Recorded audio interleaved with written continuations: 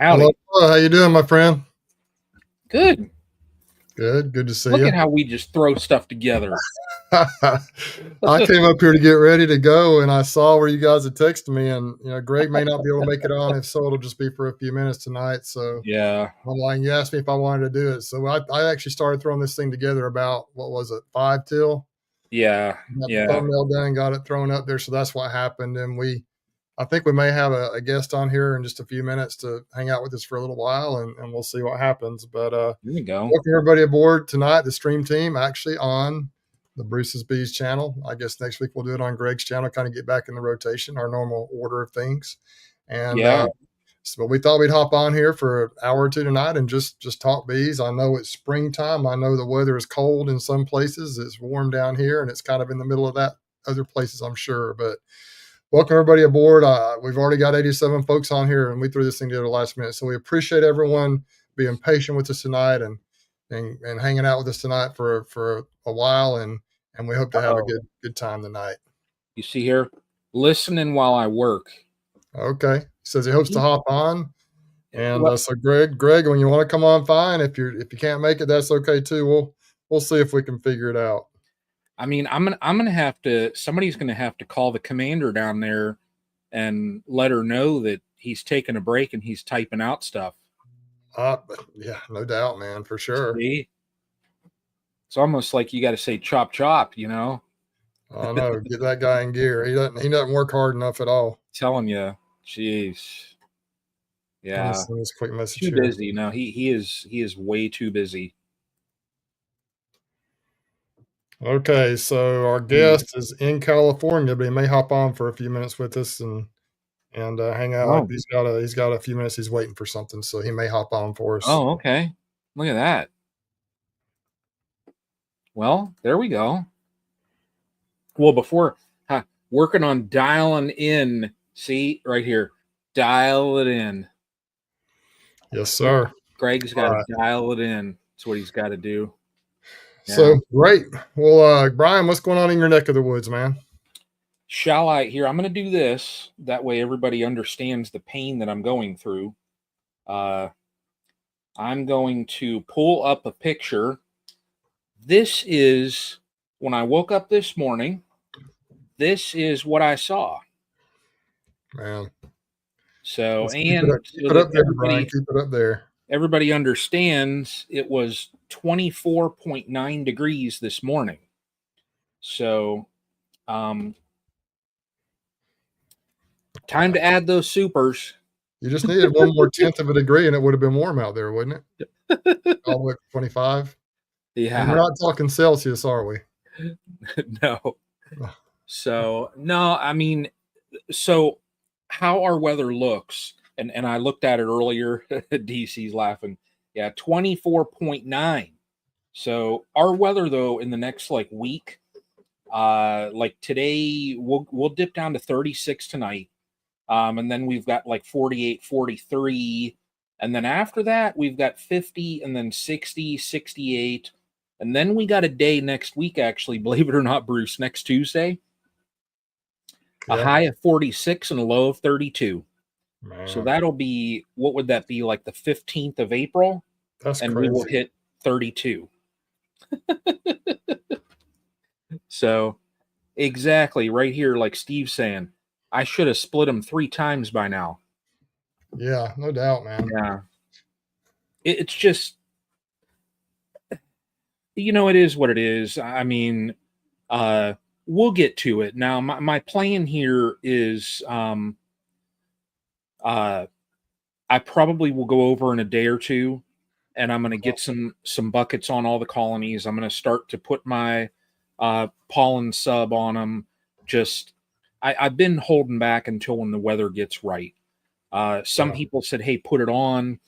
But we had 3 days here where, when it's 24 degrees out, well, I'm sorry, I'll round up. When it's 25 degrees out, they're clustered up and they're not moving around.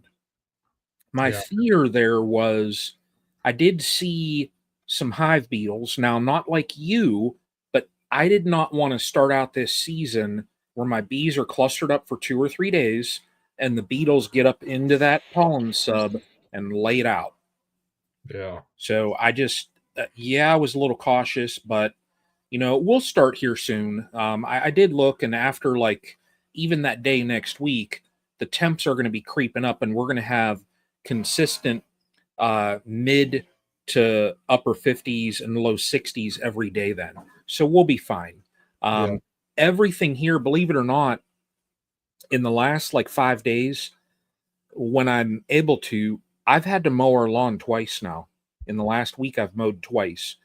Everything is starting to grow like mad. So, Oh, what wow. I'm hoping, yeah, we went from very dry in the fall where I don't think I mowed for probably 2 months, to now I've mowed twice in the last week.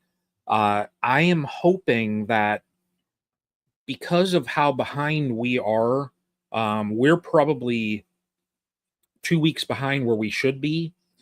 I'm hoping that all the precipitation that we've had, and then when we get this warming spell, things are just going to all kind of fall into place. So we'll see, though. I mean, I'm going to get to it here soon. Tomorrow, I'm going to head on over, and it's going to be the last day where I'll scrape some frames. I'll scrape off some foundation, scrape some frames, and then after that, I'm just waiting for a day when it's around 60 where I can go over and wax some frames and just get everything set. So, but things are good. I mean, I've got 17 days. I'll be going to pick up packages, and that's when it'll start to get game on, at least up here. So, and then shortly after that, it'll probably be, monitor the colonies that I have and get some splits going on them. So, but it'll get fun. It'll get fun up here. Oh, yeah. You Well, it's know, already fun here. I'm I'm just trying to get sure. something posted here real quick. I'll be Yeah. right. Oh no. Go ahead. Go ahead. Yeah. Why Go is it ahead. not working? So, but yeah, it's all good. I've got 2 stands that I got to build.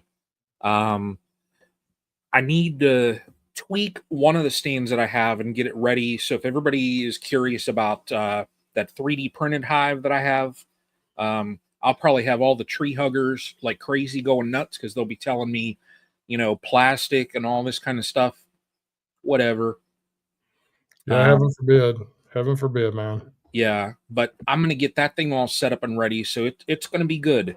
Um, here shortly, I'll have in 17 days, I'll be back up to around 10 colonies.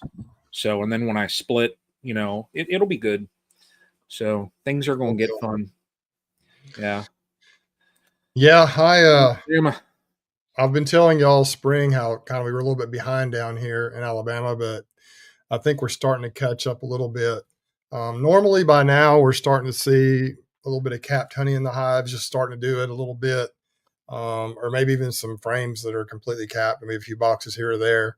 But this year so far, haven't seen a lot of that. And even in my strongest bee Mm, yards, they're bringing in nectar, starting to put a little bit of, even in the honey supers, but just not much, just not a lot. So, mm, I'm pretty excited about it. I've started stacking honey supers. Went out this past weekend, started putting queen excluders in there, and they're starting to put a little bit in. And then we got about half of them done, maybe a little bit over half. I got Slocum and Appam Farms done. I went out last night over to Honey Hill Farm, and I actually, those bees, there were 6 colonies that were pretty strong, but one of them, I don't know, one of them was dying out on me. So I just did huh. like a walk away split. Then a couple of weeks later, I came and just stuck a couple of queen cells in there just to be sure. And it's in both of those, and both of those are starting to lay. So I think they just probably, those cells emerged and got mated. Then I found out that I think 3 of them had swarmed. And so they were up in the honey supers, but they're building back up. The reason I could tell they swarmed is because they had the uh, swarm cells that had emerged. I was getting Oh, dark last night, so I saw evidence of eggs and larvae in one of them. The other 2, I'm not sure, but they look like they just swarmed. So there may not be a queen in there yet that we can see the evidence of it. Yeah, Zach Constantine says stack them tall, man. I'm working on it, Zach. I'm about to do that. But and then the other one was really super strong, and it was a Corey Stevens queen that's doing really good there at that spot that I moved up there last year. So that's the strongest one of the 6 right now. But they're starting to put some honey in there, just barely starting, and I think we're about to hit a good flow here. I hope. I got to get honey yeah. stacked on them though. I ain't super stacked on them. So anyway, we have a guest tonight, and that's kind of where I'm at this week. I plan on doing that. And so, but that's where we're at. So Yeah, good stuff. we got Bracken here. He is out in California. He agreed to join us for a few minutes here, however long he can stay on. I know he's busy. So how you doing, Bracken? Good. How are you guys? Tell us what you're up Good. to. Well, this is the first time I've seen my girls since I brought them to California. So Wow. they're here. I don't know if I could flip the camera on my phone while I'm. Oh, that's fine. We can see him in the background there. That's no problem. Yeah. Wow. So are you there to load them up? Yep. Got the truck and the trailer. Yep. Just gonna wait for it to cool off and then load them up and take them home.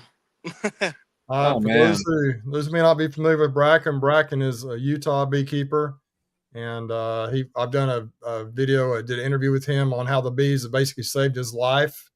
Probably I don't know, what was it? Probably not quite, maybe a year ago, maybe not quite a year ago, No, Bracken. yeah, it was beginning of the winter time.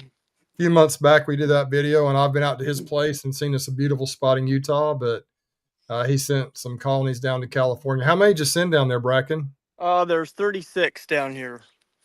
36. And then he actually split them, and there's another yard that we got to go get the other 36 because he split these all once. So.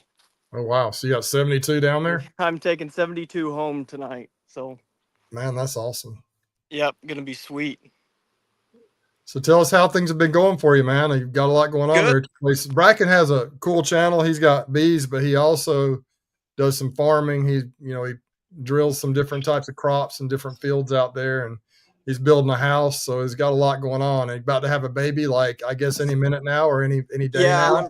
I hope she's not listening, but I hope she has it while I'm down here. So I'm just kidding. No, I hope she's not listening either.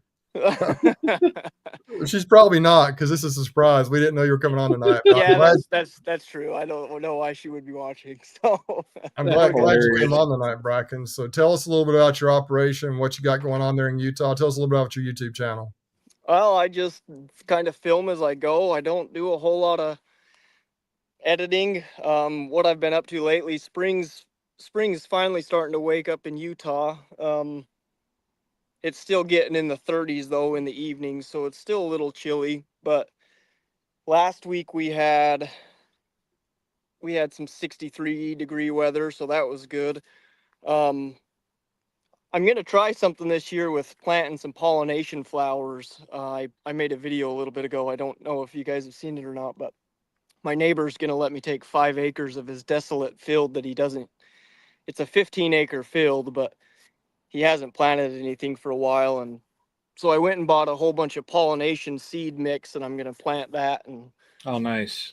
It'll be cool. I'm trying to find all the barren dirt that I can on the farm and plant flowers. I really liked Ian's video when he was talking about how I never thought of this, and it's silly, but flowers are what is important for beekeepers. Like, I know it goes hand in hand, but just the way he kind of explained it, it just kind of dawned on me, that the more flowers we have, the better off we will do as beekeepers.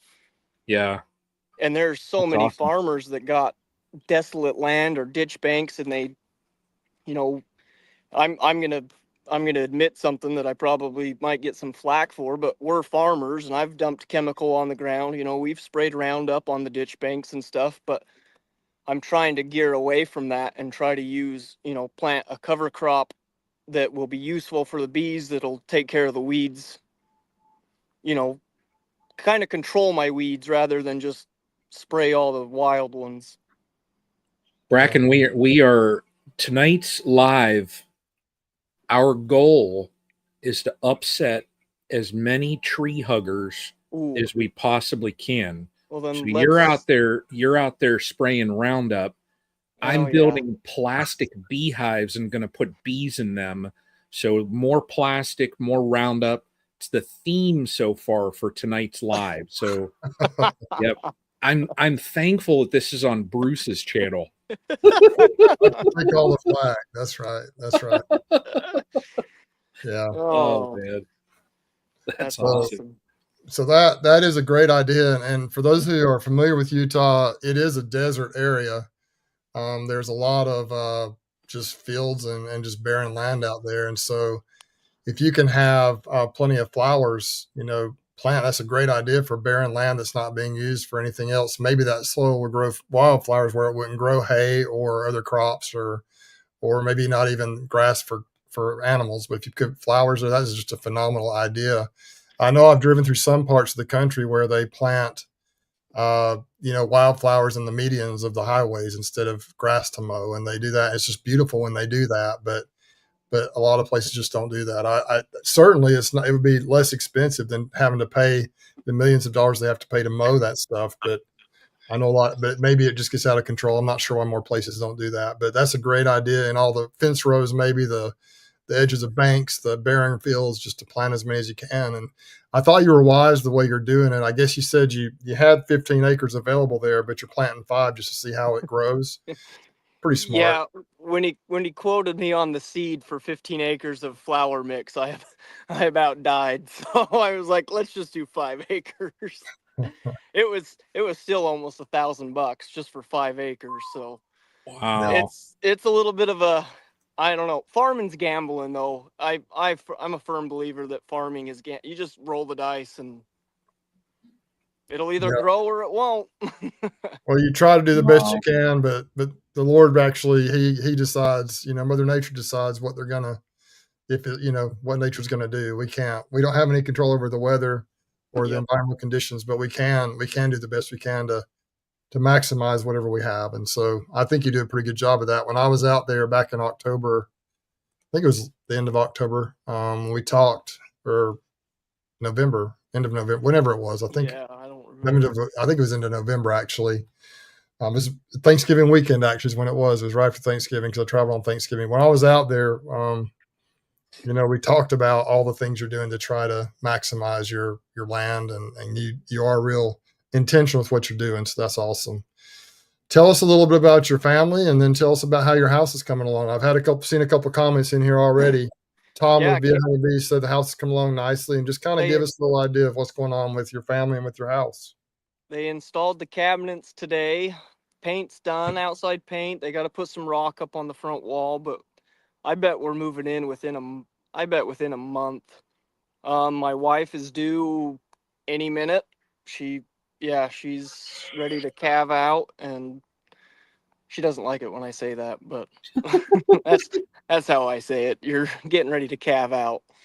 Um, I've got this will be my 5th kid. I got 2 bonus kids, and then 3 of my own. And this last one is a little boy, so I'm the only son in the Barker farm, and so I was worried that the Barker name was going to end with me, but I got a little boy, so Barker name will go on another generation. That's Nice. pretty cool, man. Yeah, Things are pretty going fun. good for you. Things are going good for you. I also got to meet your wonderful wife when I was out there, and she's just awesome. Doesn't want to be on camera, but she's really cool. And so, And yeah, Stella's getting to recognize you guys almost on a first name and name basis. She can sit and especially you, Bruce. Stella's 2 or 3 now. How old is she? She's 2. She'll be 3 end of July. She is a character. That little one is. She's a hoot. Awesome, man. Well, tell us what your plans are with these California bees. You're going to get them home. They look beautiful. Those double deeps right there look awesome. Yeah, it does look good. So you're going to get them home, and what are your plans when you get them back up to Utah? So, yeah, my plans to drive. I just barely got down here, so I just drove all day.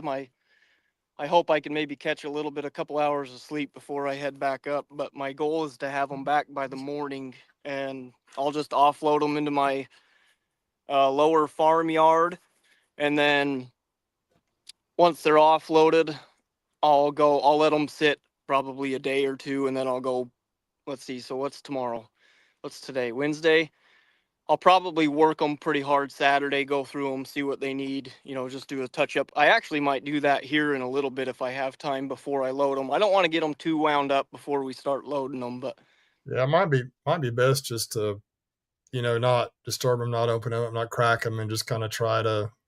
I don't know if I mean, you can do that if you want, but if you get them stirred up, then they might, it'll be more difficult to keep them settled down. They're going to be stirred up when you move them anyway. But it's, and as warm as it is down here, it'll be interesting. So yeah. I mean, you can crack them up when you get home and drop them. That's what we usually do when they come back. We just let them sit a day or two and then start going through them a little bit. So it sounds like that's kind of what you're thinking about doing. Yeah, that's the plan. And then my nukes, I'm going to take them and set them. I got pallets already set up at home, so I'll take the nuke boxes and just set them in the spots that I'm going to drop them.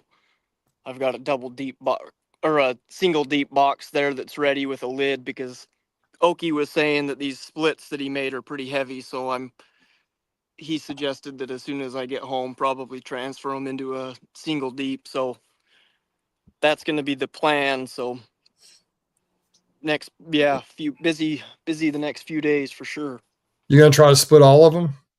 I mean, all the ones that are big enough to split. Obviously, the nukes are going to have to grow a little bit, but yeah. I've got about 20 nukes lined up for sale that people are wanting, so I'm gonna fill their orders first, I guess, and then whatever else I split off these colonies, I will just keep for myself. And just, I'm not in a hurry to double and triple yet. So, but I mean, with the splits already, that, like you said, there's 36 here, and he's already got them split. A few of them are actually my buddy's Brad.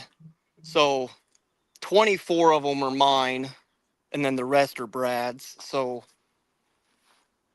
I guess I'll only have, what's 24 times? I'm not good at math. 48.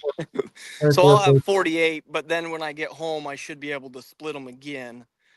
But that's not counting the dozen that I have at the house still. 24 plus 36 is 60, isn't it? I don't know. I'm losing. Well, if you split 24 by 2, that's 48. But if you have 12 at home, then you're at. Are you talking about the big hives? Some of them are his, or the nukes? No, some of the big hives are. Oh, okay, I got you. I thought you were talking about the. Sorry. Nukes. Okay, not a problem, man. Yeah. But Brian understood you. I'm a little slow sometimes. I'm a little learn algebra with the stream team. Yeah, that's not my strong suit. Well, Bracken, I'm not sure, you may not be able to see the comments very well. We got a lot of the normal folks that I know. I've seen on some other chats. There's no way I can go through them all, but I've seen Steve Amos in here, Keith Spillman. We got Brian from over there in Colorado, from Flower Street.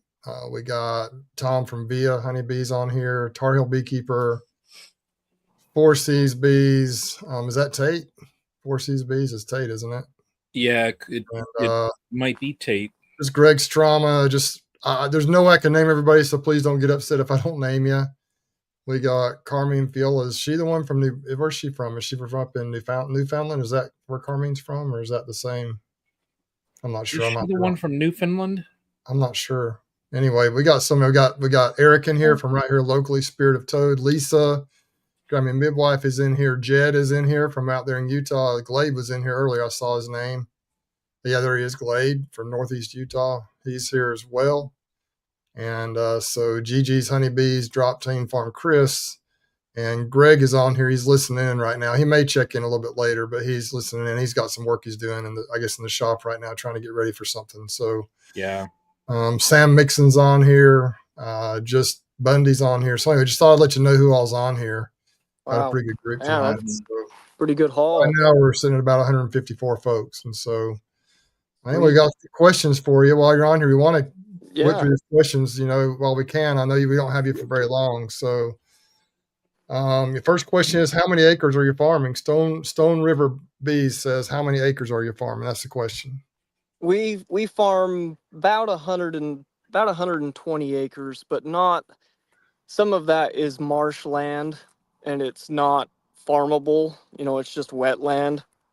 But I'd say about 20 of it's probably marsh. So about 100 acres. We farm right at about 100 acres. In Utah? Yeah. There's marshland in Utah. Okay, let me explain. It's a slough from all the drain off from all the irrigation that floods into an Okay. area. I'm sitting here and I'm like, you got these fields that are all barren and that, and then right next to him, I'm like, he's got marshland next to. I call it a marsh, but to you guys, it's not. Oh, all right. It's more of it's a slough where all the drain water from all the irrigation piles up, and it's pretty much wet all season, but it's that really crappy water, that really swampy water where the Yeah, water's yeah. this deep and the mud's that deep. Oh, okay. I gotcha. Yeah, Yeah. it's Yep. yeah, I saw that area, and they actually grows some flowers and stuff, doesn't it? There, I mean, it kind of has some green stuff there all around that. Yeah, it's got some vegetation around it, but it's kind of crappy land. It's pretty alkali, really salty. Yeah, Mm. well, that's true. You're not far from the Great Salt Lake where you're at. You're kind of out east of there a little bit. So, Yeah, we're not too far from it at all. So, all right, man. We got Jed had a couple of comments and questions in here for you. Yeah. what's up, And, Jed? and so Jed is down around the Provo, or I think he's around Provo Orem area down there, a little bit south of you, right there. He's right there close to BYU. Yeah, I've But he talked to him a says, couple times. Him and I might do a couple videos here and there coming soon. yeah, Jed's beekeeping. Jed's got a brand new channel, and he's pretty good at what he does. He does, since he hasn't been able to get in the bees much, he's done some really nice videos, just kind of talking about different principles and kind of some different things he's trying. And Yeah, I know he's pretty creative. he's chomping at the bit to get into some of the colonies, but he's doing a nice job. He had me actually interview me on his channel a while back. He's a good dude. It's pretty cool. He's only had this YouTube channel going, I think, seriously for 2 or 3 months. He hasn't been going long at it, but he's doing a good job. So, Yeah, but Jed's question for you is, how is beekeeping different in Utah than other regions? How would you answer that question? I don't know. We don't have hive beetles, so that's different. Oh, wow. Well, um, talk about the climate a little bit. Kind of, what do you think would make it different? well, let's see. I mean, we fluctuate quite a bit in the cold. We get really cold and then really hot. Like I said, last week we hit 63 and our low was, you know, 20 or 30s. So it fluctuates in temperature quite a bit. Nights are pretty cold and then day it can get pretty hot. We get where I'm at is a fair amount of wind. It's not terrible. I know there's a lot more windy places like Idaho and Wyoming, but we get a little bit of wind that comes through. We don't have many trees like you guys do all around, so it's pretty flat down in the valley. Our mountains obviously are big, but the valley's really flat. We don't get a lot of rain. If it does rain, it's usually not very much. Really dry. We don't have any humidity. So that's got to affect it all different. I know it's a lot different than where you're at there, but What are your yeah, main that's sources, your main resources, honey resources? so the more and more that I'm in this bee business and learning, I was always saying alfalfa, which we do get a lot of alfalfa, but a lot of the times the farmers cut it before it, blooms because they want it to have more of that protein and that sugar content in it. Um, but man, there's a lot of trees in my area. There's a tree that's called the Bradford pear, and that has a lot of flowers on it. That blooms. There's a fair amount of cherry trees, Russian olive trees. They bloom a little bit later. I'm starting to see and learn more about trees and red maple, silver maples. I didn't know bees got maple or the pollen from a silver maple tree. There's tons of maple trees around here. Um, let's see what else. Do you have like mesquite or linden trees, basswood type trees? I don't know what those are, so no. the They've got, Russian olive, the Russian olive is a tree. yeah, Um, I know they have linden trees in Utah. I'm just not sure if they got them much around your area. They call them There's linden. a I think in some areas they call them basswood. My mother-in-law, they're kind of messy trees, but they drip nectar. Like they just produce a lot of honey. It's kind of a, to me, it's kind of a, and those in the comments here would probably know better. I don't want to call it cinnamon. Do you have basswood up there, Brian? Do you have basswood in Ohio? It's kind of Not that got, I know of, but I mean, it I almost could be has kind of like wrong. a cinnamony type flavor to it. Mm. I think a lot of that honey we tested at the beak meet a few years ago, Brian, I think that had a lot of basswood influence to it. That kind of a taste that it had, that real light colored honey. It's just wonderful honey, and I bet you got some of that around, Bracken. You just may not know what yeah. they are. I'll have Kind to. of a messy tree. They're kind of like they shed leaves everywhere, and they kind of drip drip nectar, and they're just kind of messy, but they really do. They're kind of like our tallow trees. It's kind of like the Utah version of the tallow tree. I'll have to Because Google it and look. they do produce honey really good. I know they've got them around Salt Lake and down around Sandy in that area. I don't think they're native to Utah, but I think they brought them in when the pioneers came across. They may have brought some in, but I'm not 100% sure about that. I know down on Temple Square, I think they have some really big linden trees, like right there by the Lion House and stuff like that. Right there in Salt Lake, I think they got some. And but anyway, so I know that the desert is way different than down here, and down here is way different than Ohio. So it's pretty cool to think about all the different type of resources, and even different times of the year produce different things. So, but you're in a beautiful area. When I watch your videos, I didn't realize how far, like where you put most of your colonies are actually a fair distance away from the mountains, a few miles away from the mountains. But in the videos, it looks like you're right there on the mountains. But then you do have the one bee yard that is right at the base of the mountains, right there behind your in-laws' house. And that's just a beautiful, beautiful spot. But anywhere you are in that valley, you can see those majestic mountains. It's just incredibly beautiful, a beautiful place to live. But you've had a lot of cold weather this winter, a lot of kind of wet, murky, muddy weather. So especially trying to build that house, that's been a little bit of a challenge for you, I'm sure. Yeah. Yeah, it's been all right. It's typical Utah. Yeah. Brian up there's had just incredibly cold weather. It's been crazy for him. So I woke up to snow on the ground today. Dang. Yeah. It's crazy. So we're almost at the tail end of it though. Like after today, we're gonna warm up some. But like next week on Tuesday, we're gonna have a low of 32 again. So it's like, you're kind of stuck between a rock and a hard place there, because you can't do some things, because when you dip down to freezing, it just kind of limits what you can do. So, but yeah, I mean, it's all right. It is what it is. Yeah, I want to plant some more of my cover crop, but some of it's a warm soil seed, and we're still not done with our cold nights, I don't think. So I'm going to hold off a little bit longer. Yeah. Yeah. I know. That's why I've been holding off with a lot of stuff outside, because it's like, I mean, what are you going to do? So Mother Nature she has a way of knocking us down and then kicking us and stepping on us, and then when we're trying to get back up, she hits us and kicks us, and because we put all that Roundup and plastic in this earth. Exactly. That's it. It's all. See, if we were more in tune with nature, Bracken, none of this would happen. We're gonna get Bruce. Bruce is. I'm trying to read the comments I got behind. I can't manage comments and manage. Me and Brian might not be a very good combo.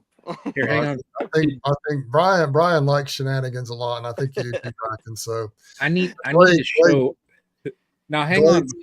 Before we do that, though, I have to show Bracken what I said in my super chat, because Bruce, you didn't acknowledge my super chat. So I'm kind of let's do it. We need to acknowledge that. Hashtag Roundup, hashtag plastic. Thanks for putting that in my comment section there, Brian. But thanks for the super chat, too.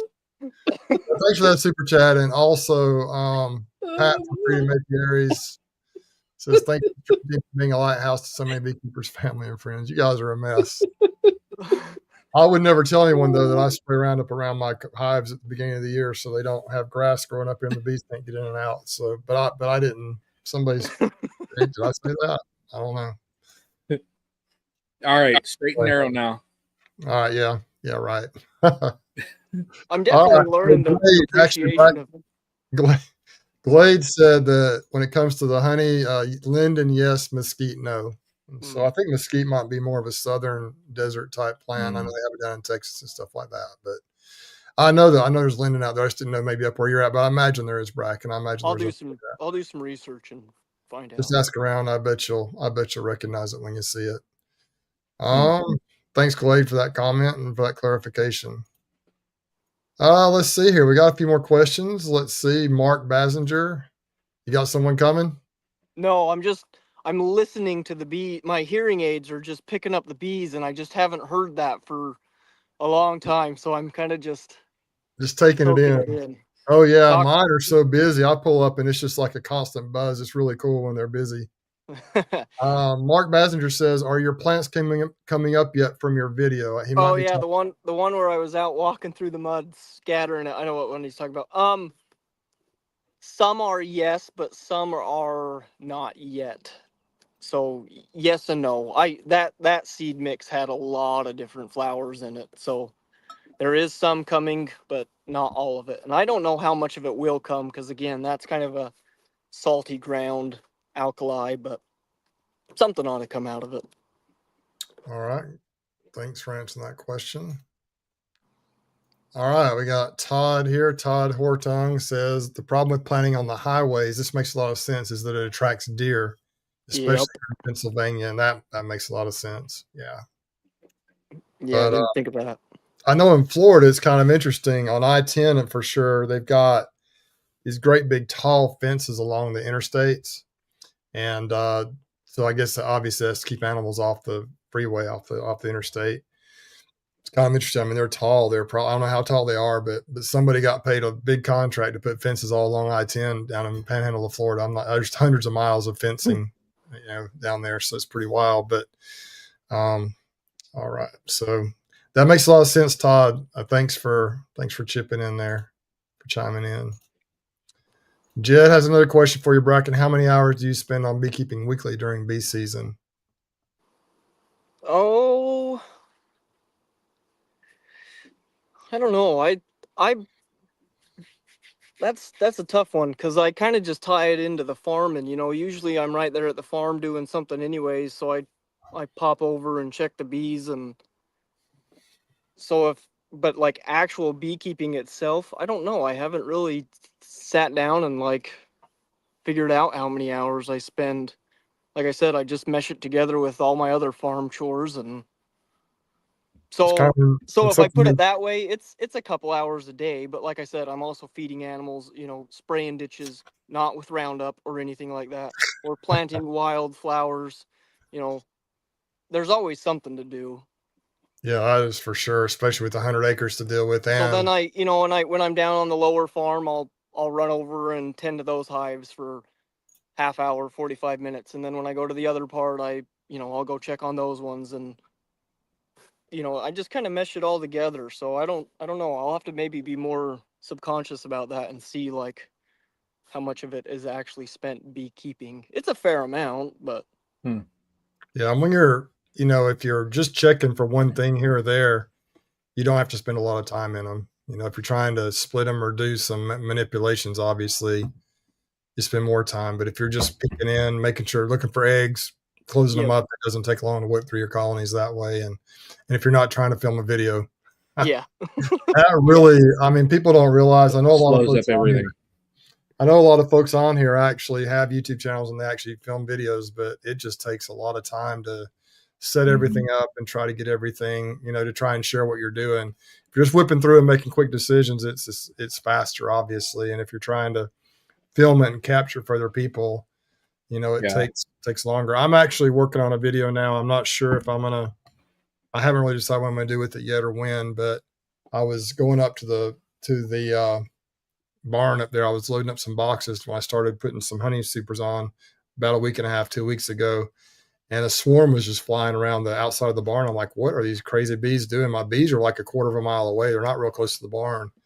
And I walked in the barn and they were I've got those stacks of honey supers in there. I haven't put on the hives yet. Some of them I have. Some of them, a lot of stack. I was in there just picking up a few boxes that day. Well, those darn bees, it was a swarm moving into the honey boxes, and they're not even at the edge of the barn. They're in the back part of the barn. So they're probably 25 feet back into the barn back there. And so, anyway, the video it's not going to be a great quality video. I didn't have my mic on or anything, but it's kind of cool to see them move in. And at first I thought they were going in one box. Then I thought they were going in another box, and then they ended up in a third box. And they are actually in one of those big stacks of honey supers. So the bees moved in. They found a tiny little hole and they went in and out. But hopefully that'll be a fun video. It's not going to be a very long video. I haven't taken them out of the stack of supers yet. I may do that this weekend, and I'll probably add that on to the video at the end. And so that's kind of what I'm waiting for, is to see if I'm able to film that, assuming the bees are even still in there. I think they probably are, because it's about 8 medium boxes worth of comb. So they got a lot to work with there. But it was pretty cool to see that happen. So, but that's an example of, I normally I would have just kind of watched them and left, but I wanted to film it and capture that for people. And so that took me a lot longer than if I just said, oh my gosh, we got bees moving in, and just stacked some boxes and left. But I wanted to try and capture it for people. So, but I do love it, or I wouldn't do it. I do enjoy it. And I know people on here that have YouTube channels do too as well. Bracken, Brian, I know you guys both probably feel the same way. It does take extra time, but it's worth it. It's kind of fun to share. Yeah, it's fun. Yep. So my Okie just showed up, so I'm gonna go. Thanks for having me on for a minute. Yeah, go check out my channel. I'm actually going to film some of this. I'm going to do a little bit of a video, probably with Okie here. He's the guy I get the queens from, and he's the one who's taken care of all my hives and done this whole almond operation. So, well, Bracken, real quick, and last question, maybe you can address it in one of your videos if you don't have time right now, but Brian from Flower Street asked, how do you build your colonies up for pollination in your climate? But you probably don't. I know you take them out kind of early in the year, don't you? You take them out kind of in the late fall before they really have a chance to get super cold. Yeah, I do. I try not to let them. Let's see, I took them out before Thanksgiving this last time, and the time before that. They didn't leave until January. That's a whole different story. But yeah, that's okay. Yeah, but, this time I took them out. Okie was willing to let me bring them out early, so yeah, they kind of avoided the cold. So, but I just he fed them up for you too, didn't he? He fed them and got them up for you. Yeah, he fed them here, and then I pumped them full of feed, pretty good. I graded them. I combined a lot of colonies kind of to make grade, to try to get that grade up, which is the 8 frames or more on average. And so to build them up, I just let them do kind of their thing. I didn't really do anything particular, I guess. Is Okie there? Get him. You should get him on the video if he wants to come on. Yeah, I can go see if he wants to. Okie! See if he wants to say hi to us, then we'll let y'all get to work. Yeah, cut. I don't know how to mute this. Mute me for a minute, Bruce. Well, can we do that, Brian? Yeah, I can do that. Hold on. Hang on. Yeah, he's muted. It's fun stuff, man. He's in the middle of, remember that night I was down in Florida picking up those bees, and you had what's his name? Umberto on? Was that who it was? From inside the hive, yeah. Umberto. I checked in. It was dark out there. We were trying to get bees unloaded off the truck, and so Bracken's got some good things going. Oh, here he is. Hold on. Let's get him back on. You ready? Come over here. Okay, we got you. Yeah, you there? I got you unmuted. Okay, here's Okie. Hey, how you guys doing? Hey, Okie, man. How you doing? We've been busy. I just picked up some bulk bees, and we're just it's the springtime, so anytime that the sun's shining and the bees are working, we're out here too. Man, you sound a lot like Jose. Do you know Jose Uribe? Yeah, I do. You talk a lot like him. We don't talk about it. So your competition. We've been watching your video, your work with Bracken's bees, and it's been kind of fun to see. It's always exciting when bees are doing well, isn't it? Yeah, no, it's great. It's especially after all the losses. We're all scratching our head, figuring out what we do good on the good ones, and how we can improve that and copy that. So, just glad that the bees are doing good and that they're in good shape. Did you have a lot of loss, or did you get through pretty well?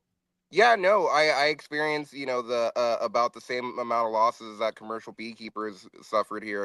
We were in the in the 50s, 60s, so kind of Wow. catastrophic loss in comparison to what we're usually used to seeing. But that's a little bit of farming for you. So we're just back at it, reproducing the bees and doing what we can.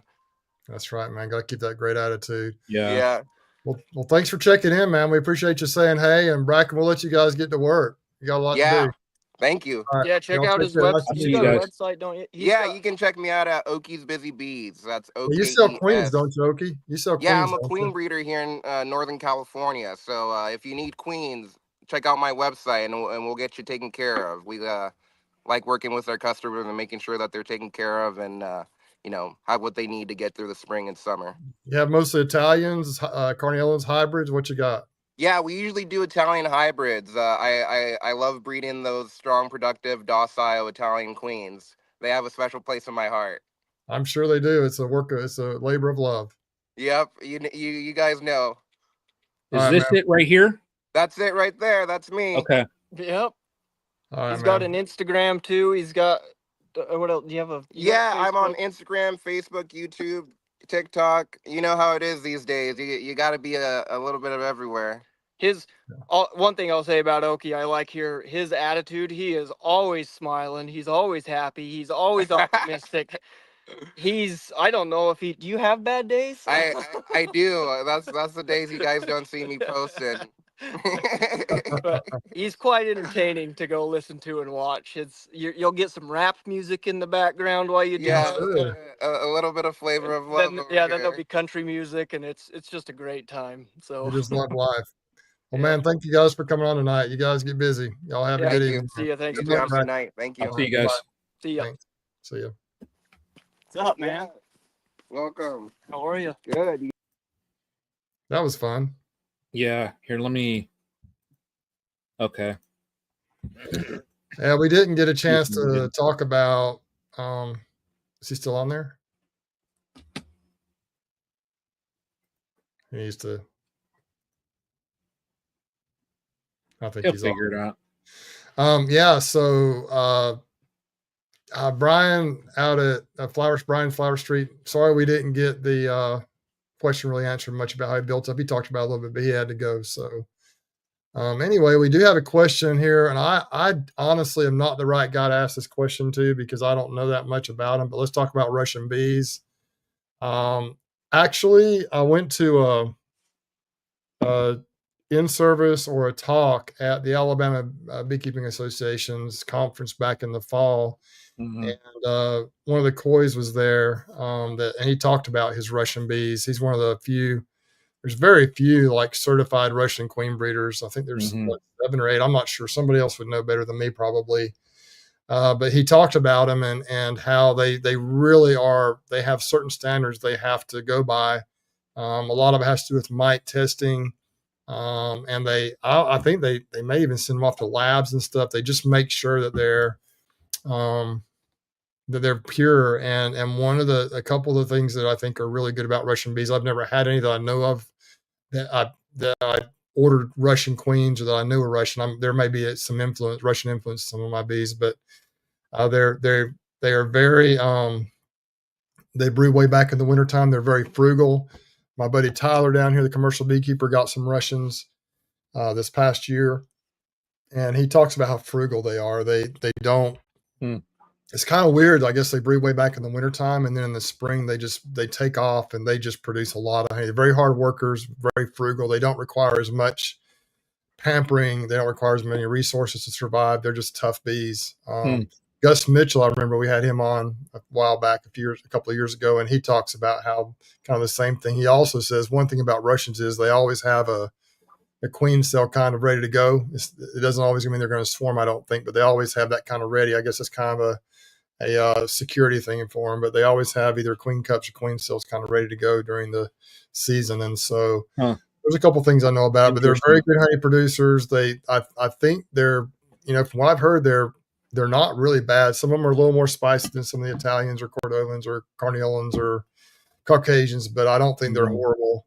I think it just depends. But I think the Coy, I can't remember his first name, which Coy it was, but I think he had pictures of him working them without, a suit on and stuff, maybe just a veil or nothing. So they must be gentle enough to work that way. So at times of the year, maybe they get a little spicy sometimes too, like most bees do. But I'm really not the right person, Brian. I don't know if you know much about Russian bees, but I'm not the right person to ask that I question. don't. The 21st bee says they shut down early and start late. I always have queen cups everywhere, even in little nukes. That's what I've heard, and it doesn't mean they're going to swarm necessarily, but they will. They'll have those. Oops. So that's about my extent. I'm not the right person to ask about Russians, but yeah, you know that people love them that have them. They have a lot of traits that people like, and now I will say too that they don't necessarily always, they're not always mite free. My friend down here, Tyler, he's had to treat them like they do still have. They do still wash some mites, but I do think they may be a little better at the mite control, or much better at it than the standard Italian bees. However, they might have more resistance to viruses. I don't know, but those who know more about them could actually be better experts of that. 21st bee says he loves all of his Russians. Yeah. Wouldn't mind trying some, but I just don't have any right now. Jonathan here says exactly what I was always told. He says he had Russians. I like them other than mine were really hot. He says that's what I was always told. They said Russians it's like you're flipping a coin. Some of them are going to be okay, and then some of them are going to be like that. And even like Mike here says, have heard they're spicy. Yeah. I have too, but then again, I mean, I don't know for sure. I've never had them, and I know people that are just fine with them, and they say they're not that bad. So, I also think our barometer of spiciness varies between people sometimes. I'm not saying, and there may be some really bad spicy ones, but I know that a lot of people that have seen my bees that were more spicy, and that run Russians that say, "Man, your bees are spicy," and so I think it's all relative at times, maybe. Oh, Ian Cash, we were talking about the honey supply in Utah. He said there's a lot of thistle in Utah as well. I think Ian lives kind of on the side of there's like a river called the Jordan River in Utah there, and I think he lives kind of on the banks of that in that area. And there's probably a lot of stuff in the wetlands there, and so he's in a real beautiful place. I'm trying to get with comments. I've only ever been out to Utah one time, so I'm not that familiar with a lot of the area. So when I was out there, I was just outside of Salt Lake. Yeah. I was out there for about a week and drove home. So yeah. And that drive, I'll tell you what, I'll never do it again. Oh, why not? The mountains? No, I mean, the mountains were beautiful. I enjoyed that. But then once you hit that flat land, it literally was just mile after mile after mile of cornfields. Oh, you're talking about going across Nebraska, Iowa, back across that way? Yeah. Yep. Kansas. Yeah, it's Colorado. It's a lot of that.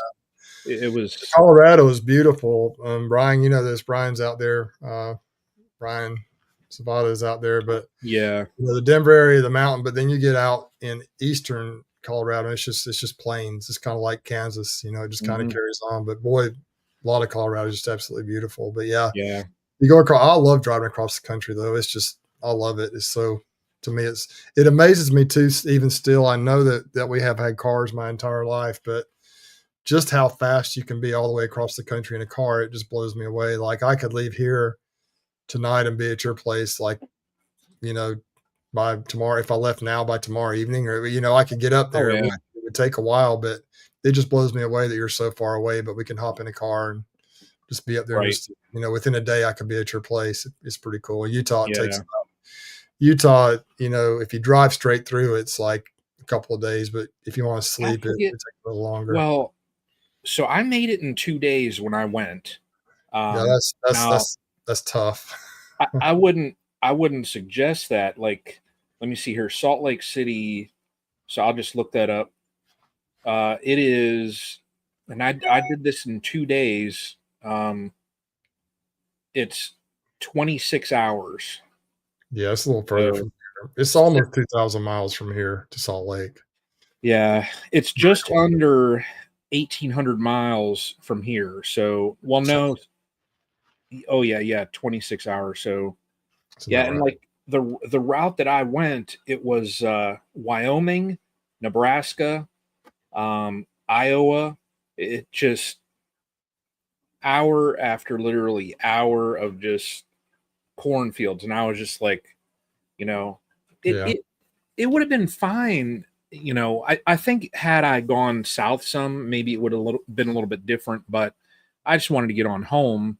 So I was driving it by myself, and I thought, well, let me drive through the cornfields. I love it when we have people chime in from other parts of the world here. Virgin Islands. I know, that's crazy. Egypt, yes, Virgin Islands. Wow. So awesome, man. And if you have any questions for us, guys, throw them in the link here. Greg he's listening in as far as we know, but he is busy doing some prepping for some stuff. We got Emily on Yeah. here. Emily was the last time It's we were on Mike's. snowing. What's that? She says Yeah, it's snowing. you guys can keep it up there. I'm telling you. Uh, You got but Emily was on here a couple of weeks ago when I did my last live stream, and she did a great job. We enjoyed having her on yeah. here. Yeah. Emily, we had snow when I woke up this morning at my place. I looked out, it was 6:50. I looked outside and snow, and I was just like, you got to be kidding me. So, yeah. Yeah, I don't know how you guys. I mean, yeah, I saw a video from Ian today up there, and he's putting his hives out of the barn, out of the shed, because he just has to get them out so he can feed them, and there's Yeah, still snow on the ground and stuff. So it's crazy. It is. It's literally, it is just crazy. Brian from Flower Street says, come visit the beautiful Colorado for our summer meeting on June 14th. Wow. Jamie Ellison, Dewey Karen in the person, make a vacation out of it. That would be fun. I wish. I know. Oh, speaking of having time to do stuff, have you seen Mike Berry lately? How awesome he's doing.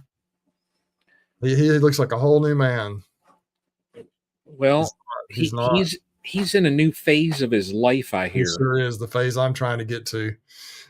So, if you guys ever look at Mike's channel, if you look at him on Facebook, he looks refreshed. He's doing bees a lot more now than he was able to before. So it's pretty cool to see him. He just looks like a happy man. I'm sure he is. So we're going to see Mike get up to what, about 150 colonies now? I don't know. I just texted him today. I said, "Man, you look so good, and you're looking good, man. You're doing great." And we just texted back and forth a time or two. But I was at work. I didn't have a lot of time. But he's doing good. That's good. That's good. Yeah, that's good. Jed got another question here. Okay. What's your opinion on the oxalic acid sponges? So I'll go quick and then pass it over to you. Yeah, go right ahead. I never used them, so I can't offer any opinion. The only thing I've ever done with OA is, of course, I've done vaporization. And then I used that newer product last year, the Viroxan, that was that cardboard strip, but I've never done the sponges. So, hey, I'm sending you a question here, Brian, real quick. Okay. I'm waiting for it. Keep talking.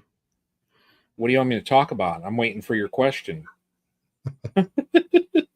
All right, I see what happens when Greg's not on here. No, Greg can just fill all the cracks. Greg can talk and talk.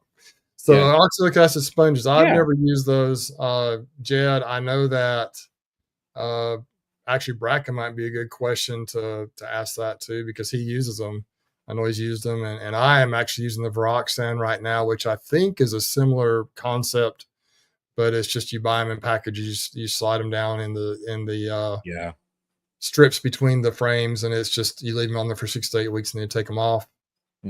I know that Tyler Walker down here, commercial beekeeper, I think he tried it on just a few colonies and had good success. I've heard good things about it.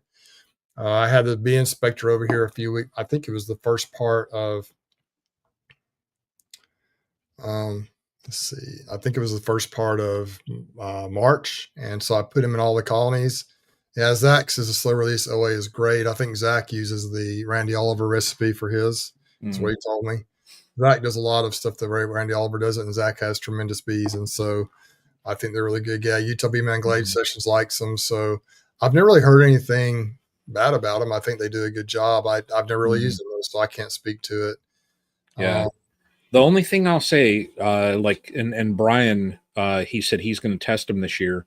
The only thing that I saw is every spot where you drapes those, the Veroxan, when you drape that down over your frame, yeah, basically where they were touching the comb, it was just bare afterwards. that's what. Who said Mike? Or no, who? I saw the same thing. You tried it. Yeah, what I'm seeing in my colonies is that some of them do that. A lot of them do, and then some of them just kind of plow right through it. Like maybe it's the ones that already had some eggs laid in that area before I put them in that developed into mature brood. I don't know that the queen's laying beneath it. It also some of it I think has to do is if it flares out and so it's away from the frame a little bit, but then the next frame over might be, kind of barren. But I figure, man, if I can save an entire colony for the few cells that those strips cover, it's worth it to me. Right. Yeah. And then when you take them out, I'm sure it's kind of like Apivar does the same thing. Yep. Very identical. Yeah, and what Zach says is spot on too. They keep the numbers low. High counts over 16 are so results. I found that too, but like last year, my counts were, like I said, my highest count was 3, and it kept my numbers low. For those colonies that have those higher counts, well, then you probably have to shift and use some other type of a treatment. Yeah. But I'm sending something here. Mike's bees. Mike's saying still in the process. Hope to have them as soon as possible. Good deal. Carmine and Ryan, are you seeing blooms in Ohio, but the bees can't get out much because of the cold? So Carmine, within the last week where I'm at, are like I've noticed the forsythia, I've noticed the daffodils popped. Some of the trees are starting. Like I said, we're probably 2 weeks behind where like normally we would be at. Just the weather, it's been so cold, just up and down that I think it's kind of stunted everything. So, but I got another question. Did you send it? Send what? A question? No, I was sending a message to somebody real quick. Oh, okay. I'm sorry. No, you're getting me all confused, and it don't take. Oh man, Brian, I can't multitask, man. I can't multitask for me. See, I got this screen over here, this one here. Oh, I've got 2 screens too, but it doesn't matter. I still can't. Oh, awesome. The beekeeper. Where's the boss? Is that you talking about Greg? I guess Greg must be the boss. Nancy says, "Where's the boss?" Greg is he's busy in the shop, so he just when you're running a business like what Greg is doing, there are times where springtime that brings busyness. So he's busy. I'm going to go down and help him a couple days here coming up. So he messaged me the other day and asked if I'd want to come down and help. And it's like, I said, what days? He told me the days. I said, you're on the calendar. So that's a no-brainer right there. Do you want to come help down here? Sure. So I always enjoy going down. I went down actually this past Saturday. He did his first learning yard of the season. So had a pretty good turnout too. They ended up having to bring out some extra chairs. So, and there was, I was pleasantly surprised in the crowd of people that he had. I would say half to 2/3 of those that were in the audience there were, when I asked the question, who is just starting out, who's just getting bees, and they raised their hands. And when I looked, I thought, wow, that is awesome. So that's good to hear, because with like all of the bad news that was in beekeeping about all the losses, I talked to some people who they said they had to like cancel beginning beekeeping classes. People were not going to order packages and nukes this year. And then to see that, go down there and see that, uh, I was pleasantly surprised. But it was a good time, and we spoke about equipment and stuff like that, just to get people prepped and ready, before they get their bees. It was fun. I had a really good time. So Yeah, Nancy said she's a month behind in Southeast Pennsylvania. That's kind of a theme, I think. I know we're a little behind down here as yeah, well. So yeah, but we're I hope, what I hope beyond hope is that when we do start to have a good flow, I hope it just is a good flow. I hope it's not like a little puny wimpy flow because right, we're late. That's my big concern, because man, yeah, I've had so many people coming out of the woodwork for honey lately. I had a lot last year, a record for me. We had 9,300 pounds, and I've sold, that's 155 5-gallon buckets. Now I know a lot of people here in the comments probably think it's crazy I don't use barrels, but it just, drums of honey just don't work for me. I don't have a way to I just don't have a way to transport it very well and store it in what barrels. so question for you. I know we got somebody here, but the very short story of it all, the short answer, if you start to break like the 10,000 pound mark, would you ever consider going to using barrels? Because I mean, that's getting to be a lot of honey. Yeah, I definitely would consider it now if I had a place to store it. And our extracting facility, it's not really set up for barrels, and the guy I do it with doesn't really want to do barrels. We could put a tank on the outside of his barn if he wanted to, and put the honey in there, like pump it up there, and then drain, and then Yeah, fill barrels out there. But I can't store it where we harvest, where we extract it, and we'd have to get it on a trailer or flatbed or whatever and haul it. And I yeah, don't have a good place. It's just a storage issue for me. It's a transportation issue. okay, Really, it's not too bad. Plus, when I bottle it up at my house, and so I can't bring a barrel to my house. I'd have to have a bottling room built or wherever I store it, and it's just logistically not possible for me right now, really, to do yeah. that. But we, Barrels are, what are they? 50 gallon. yeah, I think they're 55-gallon drums. They're about 600, over 600. I think they're 660 pounds, or something like that per barrel. So it's really more efficient if you can do that. And most big beekeepers do. I'm just not quite there yet, but maybe one day. If I get much bigger, I'm gonna have to do something. But what we do now works. It's a lot of work and Yeah, it's difficult, but it works.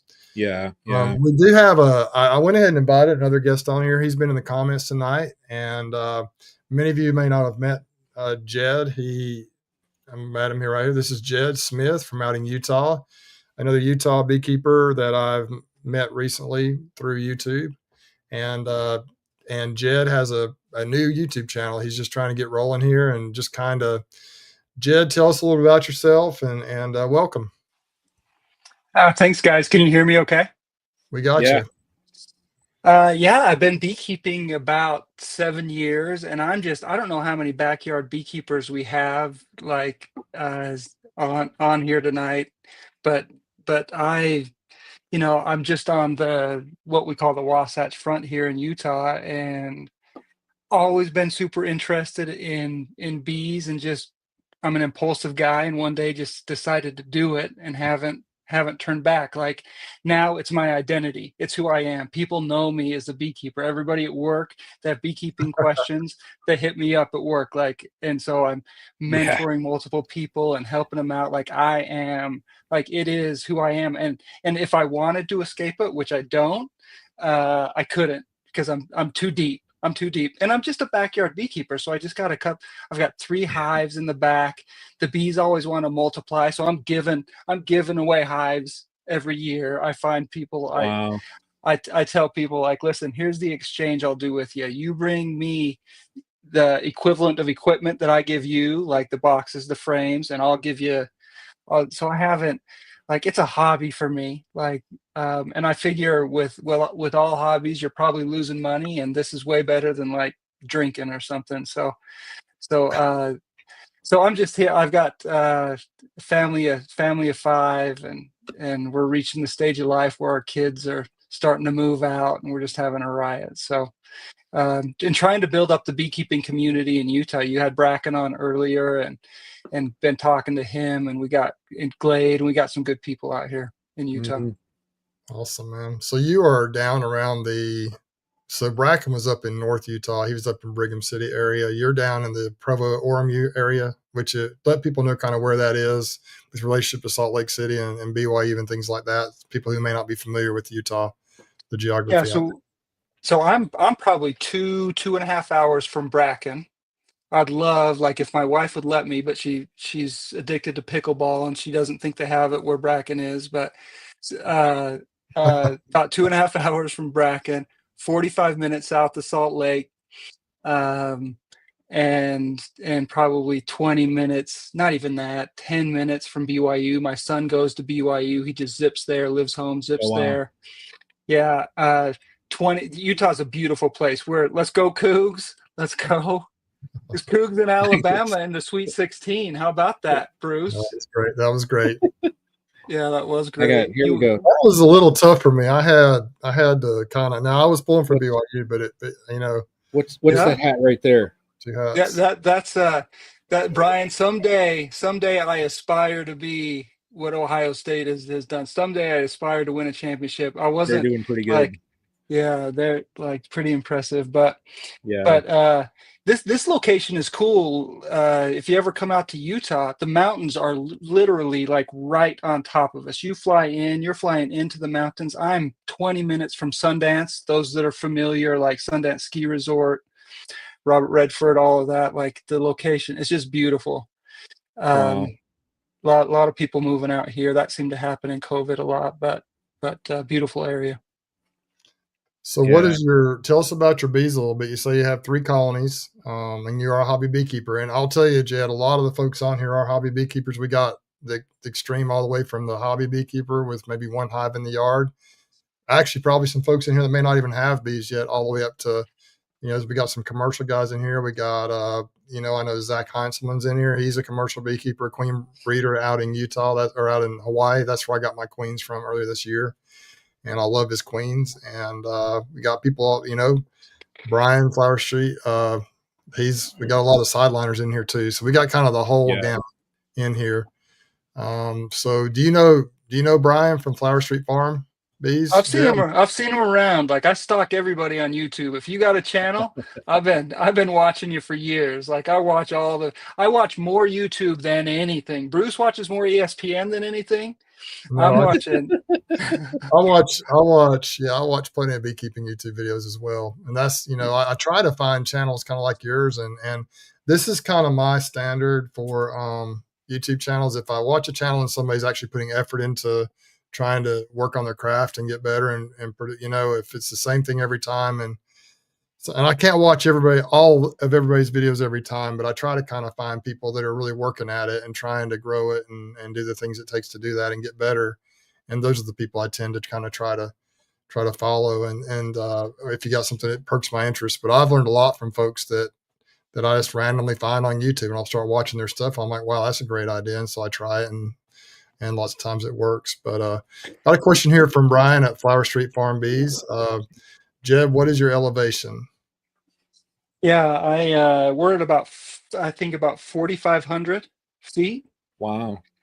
Yeah. So it's nice. Like, if you're active at all, like, we go on vacations to the coast, beach or whatever, you can run for miles and not get tired. But yeah, we're at 4,500 feet. It's been talked about today here, but it's pretty arid.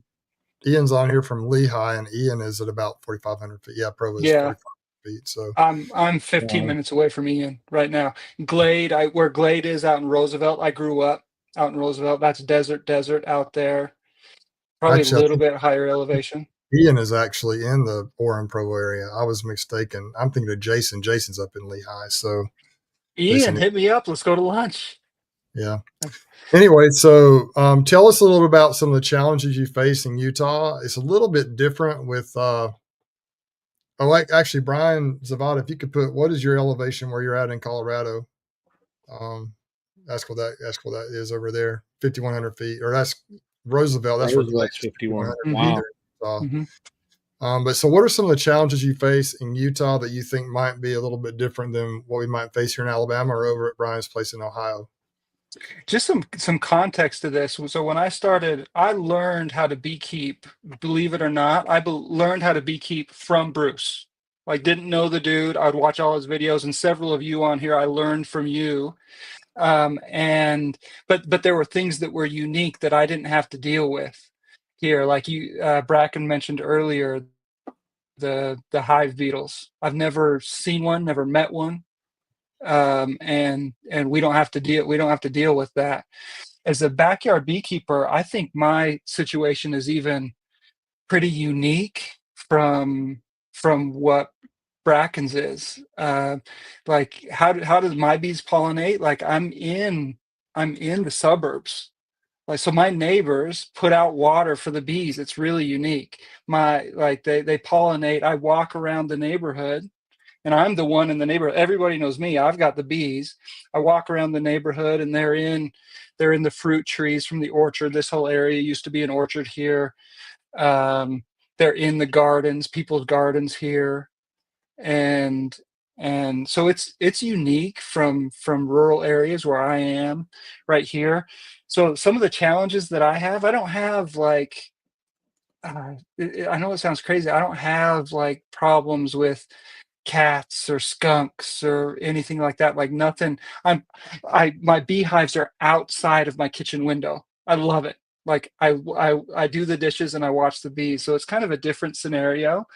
Um, uh, I can keep an eye on them. I can treat them. It's probably not all good. Like, I've never had a hive die over the winter. Probably means I'm coddling them too much. Probably taking too good a care with them. Probably ought to have some die sometime, but uh, doesn't exactly answer the question. But my situation here as a backyard beekeeper is a little bit different, I think.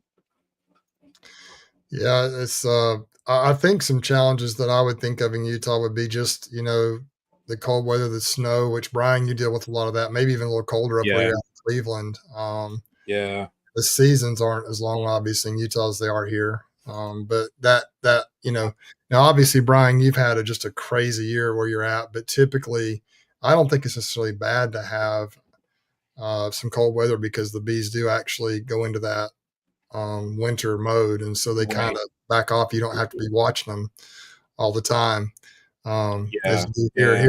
here we peek in on them basically year round now. In November, December, January, maybe not quite as much, but I'm feeding them fondant throughout the winter. I'm treating for mites. I'm nailing methoxylic acid vapor all through December, and so I'm never completely out of them. Whereas I think sometimes where you guys are, you have to just close them up for a couple of months and just leave them alone Oh because yeah.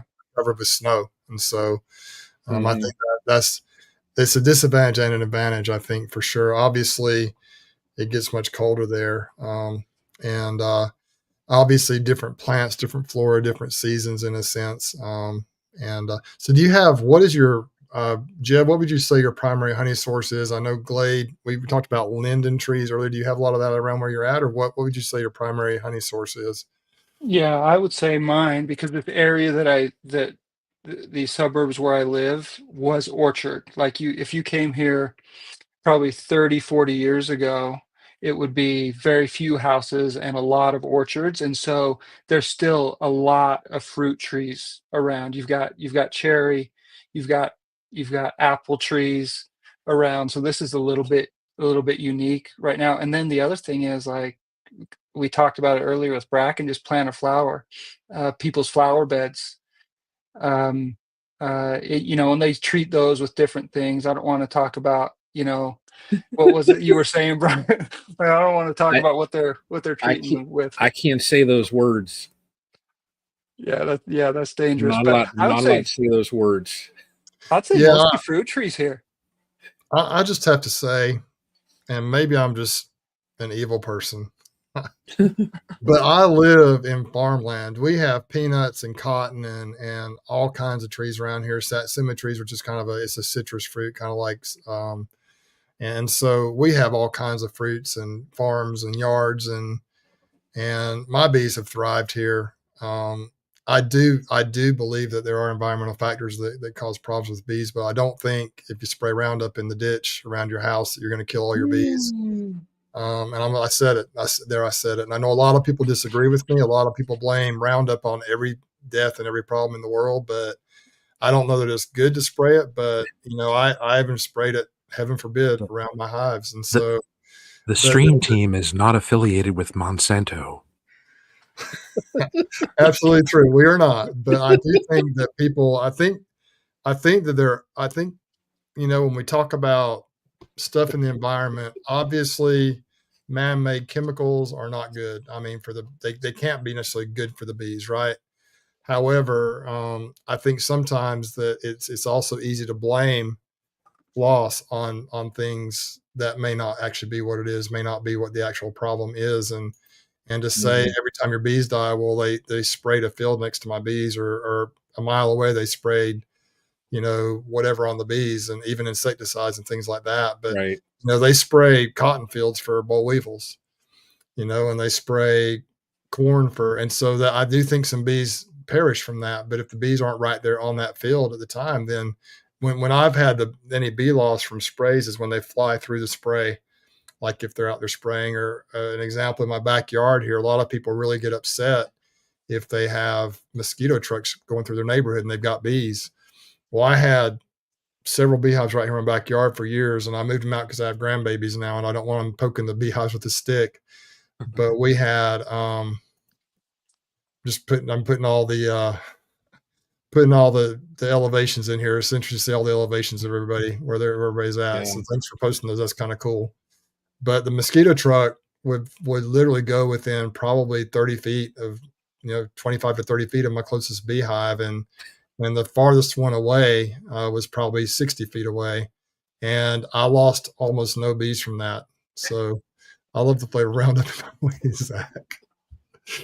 So I do think sometimes we try to look for reasons, and we might want to blame it on that. Bees will die if they fly through mosquito spray or through any type of insecticide, and probably some of the sprays they spray are not necessarily good for the bees and they weaken them.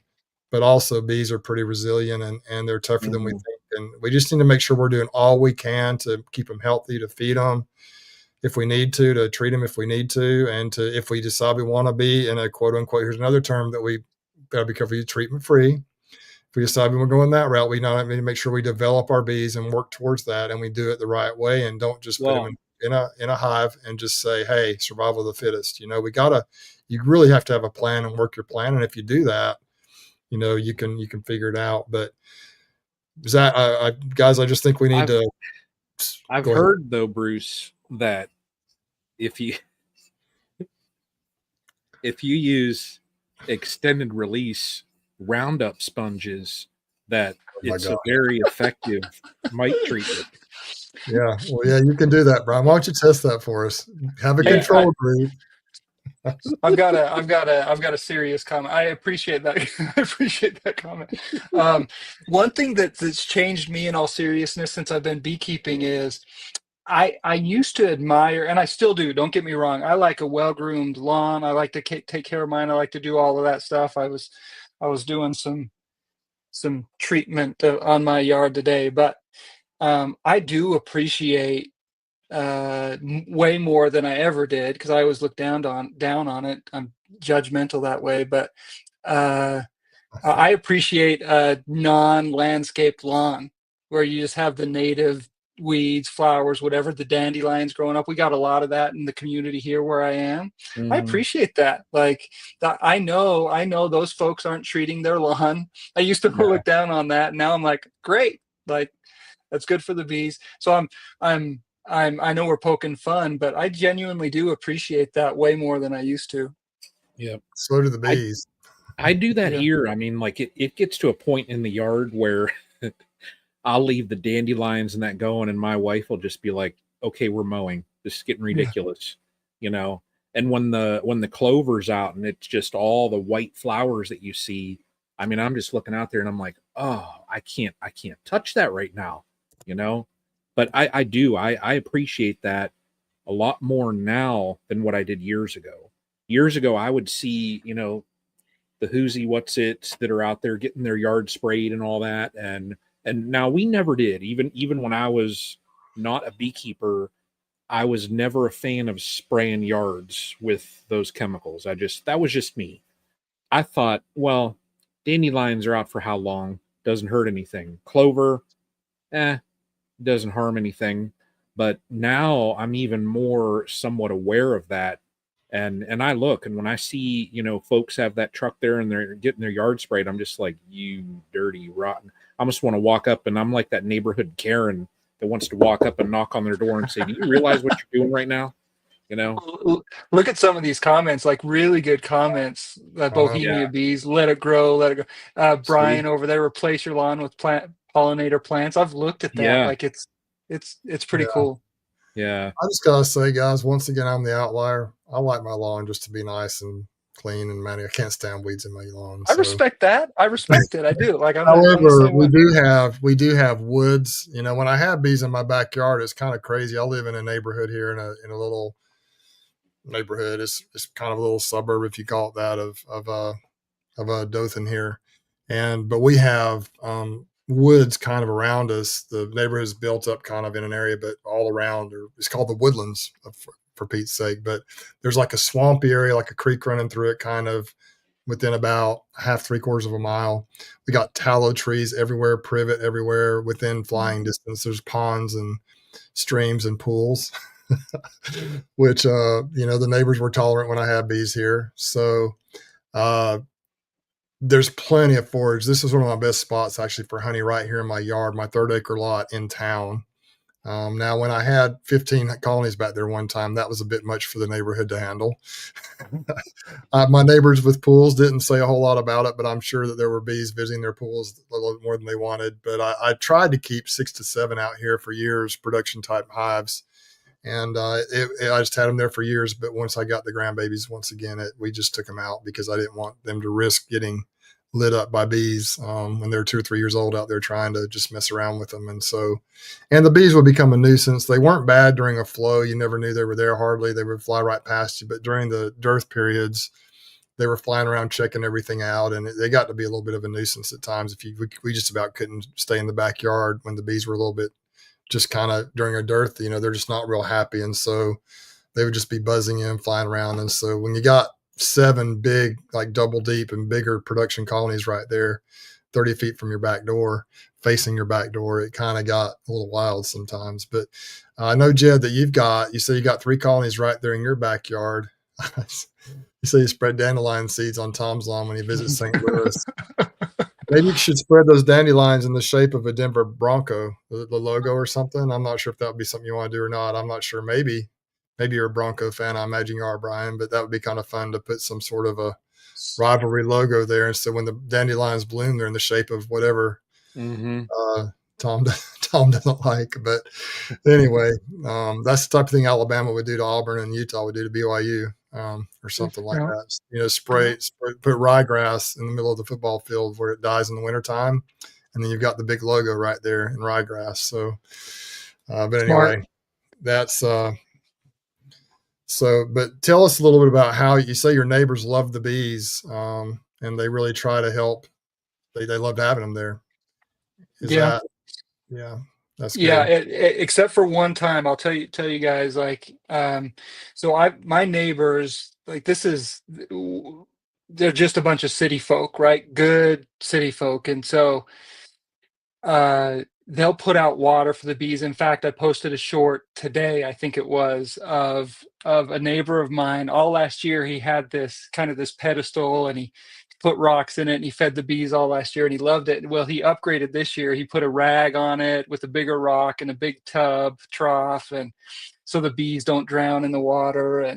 And so my neighbors are totally into it. They're all in. Wow. Most people that aren't beekeepers, what I've found, at least in our area, is they don't know the difference between a bee and a wasp.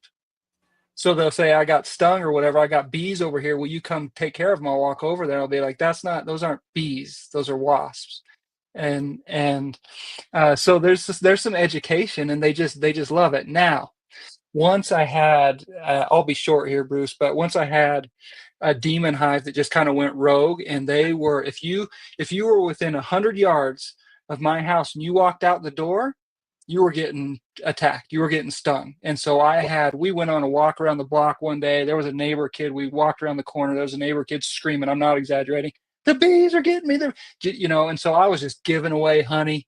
The rule was you get stung, you get honey. So I was just giving away honey, didn't know what Wow. to do. So I ended up pinching the queen, took the hive out to an abandoned orchard for about 60 days, cycled through the genetics, and then brought them back. So other than that, like, they've been very forgiving because of that. But other than that, they've been, the neighbors are great, and I have them over and I give away honey, and we'll just have I'll post on the community Facebook page. They'll come over and we have a good time. Oh yeah, it's fun. So yeah, man, it's good to have you on tonight, and I hope everyone will go check out your channel. It's just Jed's Beekeeping. Yeah. And how long have you had I know you've had your channel for a while, but how long have you been doing the beekeeping thing on your channel, Jed? Listen, my goal this year, I told you I've been beekeeping for 7 years. My goal this year, and it took some courage for all of us that have decided, hey, I'm going to do YouTube. It takes courage to put yourself out there. At least for me, it did. Like, that's scary to say, okay, I'm going to let thousands of people see this. Mm-hmm. I decided this year that I wanted to be a part of the beekeeping community, like a bigger part of it. And the way I was going to do that was YouTube. And so I probably posted my first beekeeping video in January, and it's bad, like terrible, like, and they're all bad, frankly, but they're getting better. And Bruce, you said this earlier, but I'm dying to get into my hives. Like, I watch you guys in Alabama and Tennessee. You've been into your hives for over a month, and I'm like, this weekend I'm finally going to get in. So it's creating beekeeping content without being able to get into your hive has been like a bit of a job, but it's fun, and it's been fun to gain friends in the beekeeping community outside of just my vicinity here. Yeah, that's awesome, man. So you can do a lot with 0.4 acres in suburbia. Just Brian from Flower Street says, I think this is pretty cool. He says, we have about 200 lavender plants on our property, a wild landscape with a variety of pollinator plants. We'll bring in a big variety of species. And that's true. It's not just the honeybees. Awesome. You got bumblebees, butterflies, and all kinds of other Oh pollinators, yeah. even wasp and everything else along with, just your other stuff. So it is really cool to do that. Mm-hmm. I just know that takes a lot of work to do that too, and to keep it looking nice. And so I commend anyone who's willing to do that. Mm-hmm. My wife would like to do more with our backyard. I don't have bees there anymore, but just to make it, just landscaping and trying to keep it looking good is just difficult for me to do. I feel like I'm in survival mode most of the time, trying to get everything done I'm trying to do. And so, but I really do think it's awesome if you can do that. And I do respect folks that are willing to do that and put the time in to do it. There were a couple of little comments and questions here. We may start to wind it down a little bit. This is a really good question. What type of queens do you run, Jed? Do you just run mostly Italians or Carniolans, or what do you have? Is mutts a thing? Yeah, Like, definitely a thing. Sure is. yeah, when I first got into beekeeping, like I said, I was just learning from you guys, and I didn't know a lot of things. I didn't know what to do, and so when I had to buy new hives, I wouldn't do this now. I'd probably go to Oki's Bees or the Hawaiian Friend and get some of those Hawaii bees. But I was getting them from some local guys that didn't have, like, I don't know anything about the bees. That's probably why we had a demon hive that went crazy. Yeah. So it's been a bit of a mix. Maybe other people on the chat have been in similar situations where I don't know what I have right now, and Yeah, probably get different behaviors. and a lot of my bees. Now, Brian, you know where you got yours from. You get them from Greg. They're the Caucasian Appalachian mutts that you get from Greg. But my bees, most of my original operation was started with just a guy, a local, my mentor that bred queens, and they were kind of a combination of a lot of things. But caught a lot of swarms and a lot of local bees, and the local feral bees here are pretty. They're not all this way, but a lot of them can be a little spicy, and so they're usually a darker bee, but they get after you pretty good. So all through the years, almost every year, I've ordered a few queens in from other places, and typically the ones I order in most of the time. Ask which ones are the best for gentle traits. I think that your Italian Cordovan type bees, especially like your Cordovan, heavy Cordovan bees are extremely gentle. Carniolan bees are extremely gentle. Caucasian bees are gentle, at least the ones I've been around, just really gentle bees. Italians, I think, can vary a little bit. Zach Heinz was in here. He can maybe weigh in a little bit in the comments. But those are the gentle traits, but I usually give mine a couple of chances. Like if I get in a colony and they're a little spicy one day, there could be a variation of reasons for that. It might be just the weather. It might be maybe a varmint, some type of a skunk or a raccoon or something has been disturbing that hive, and they're just kind of a little bit defensive because of that.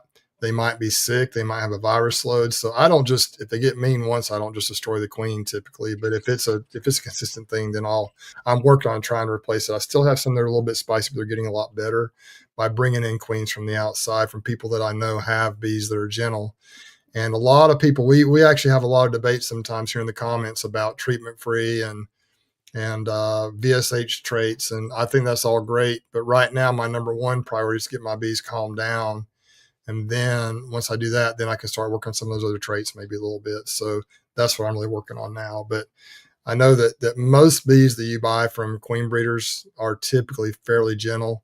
And if they're not, then you need to probably, if you want gentle bees, you need to replace that queen if you can. So I hope that answered your question, Spencer.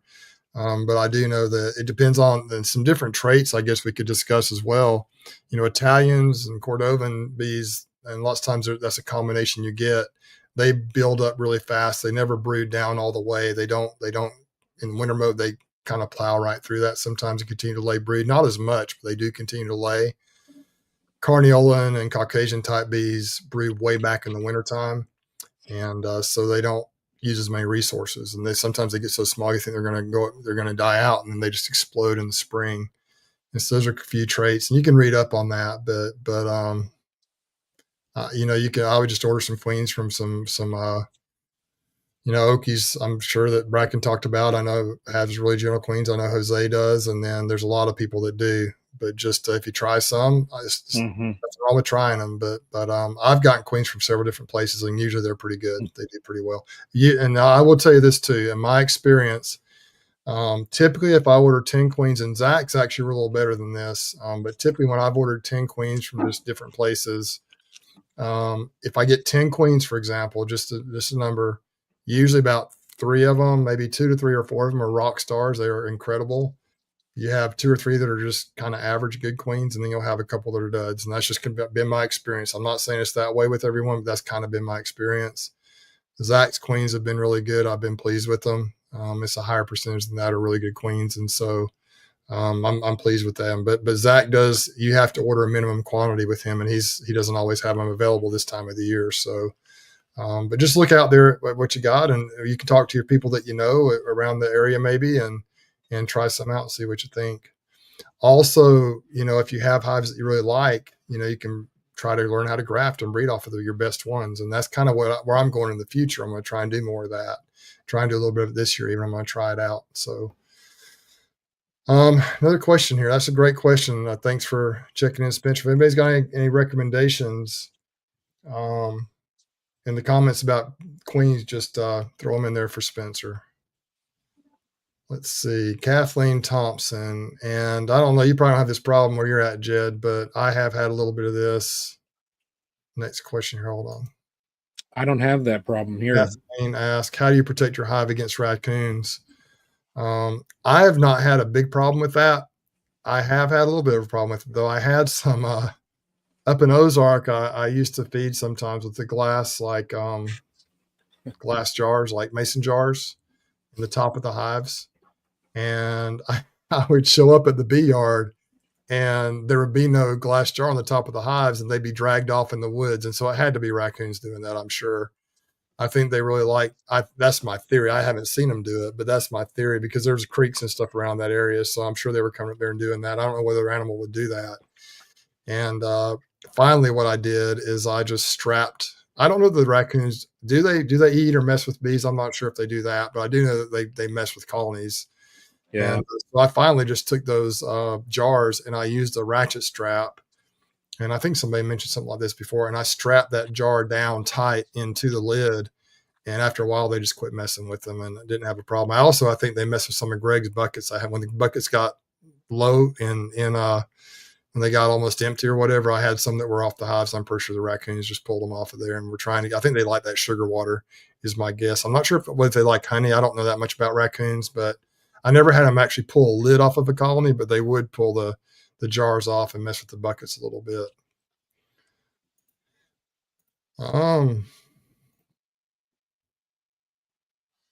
Hey, Yeah, we already addressed that one. Jed, do you know where the private chat is? Yeah. Take a look on the. Listen, you can't keep secrets. There's no secrets here. Like this is a private community. You got to share now. Brian. I don't have problems with raccoons. No, he doesn't. Yeah. Yeah, there are ways to eliminate them as well, right? Down here they do coon hunting, by the way, with dogs, so that's something. That's exactly. Yeah. Yep. Let me see. I had another comment here I wanted to address, and then we'll start to wrap it up. Ian says, Jed, you better get in there and checked yesterday and had 3 charged queen cells. Yeah, I imagine they're building up pretty quick out there if your temperatures have been a little higher.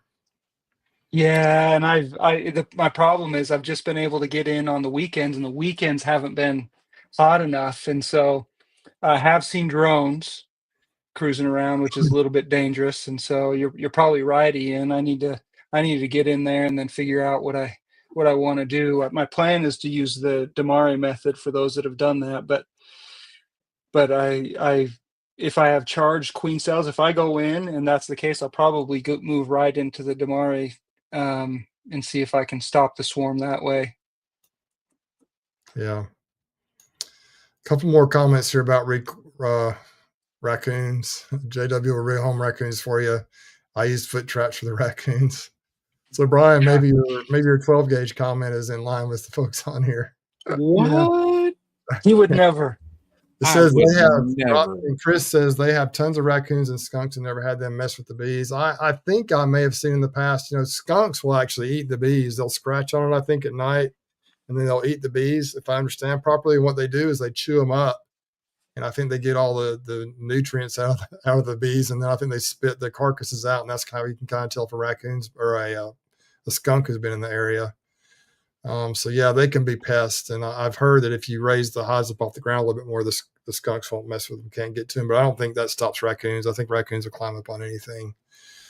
And some people said they've even had lids pulled off of their hives by raccoons. And so I don't know. I'll tell you this too. Down here we have issues with wild hogs, and I have a bee yard that's in Slocum, and they have a real problem with wild hogs there. And I've had the hogs root right around my colonies and never had them. They don't mess with the bees at all, that I can tell. They just leave them alone.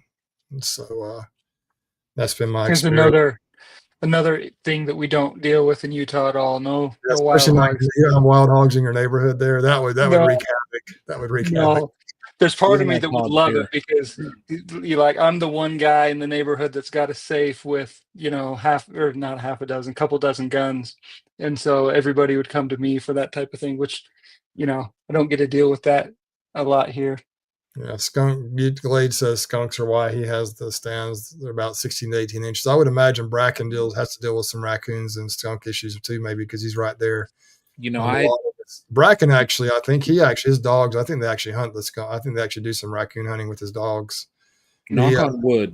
But they are right there on the river. A lot of his hives right there. He calls it the river yard. They're literally on the bank of the river. And so I'm sure they have issues with raccoons there. Knock on wood, like the so Jed, I'm kind of like you. For several years, I only had a handful of colonies. When I started, they were at the very back end. My mom's property, very back end of her yard, butted up against some woods.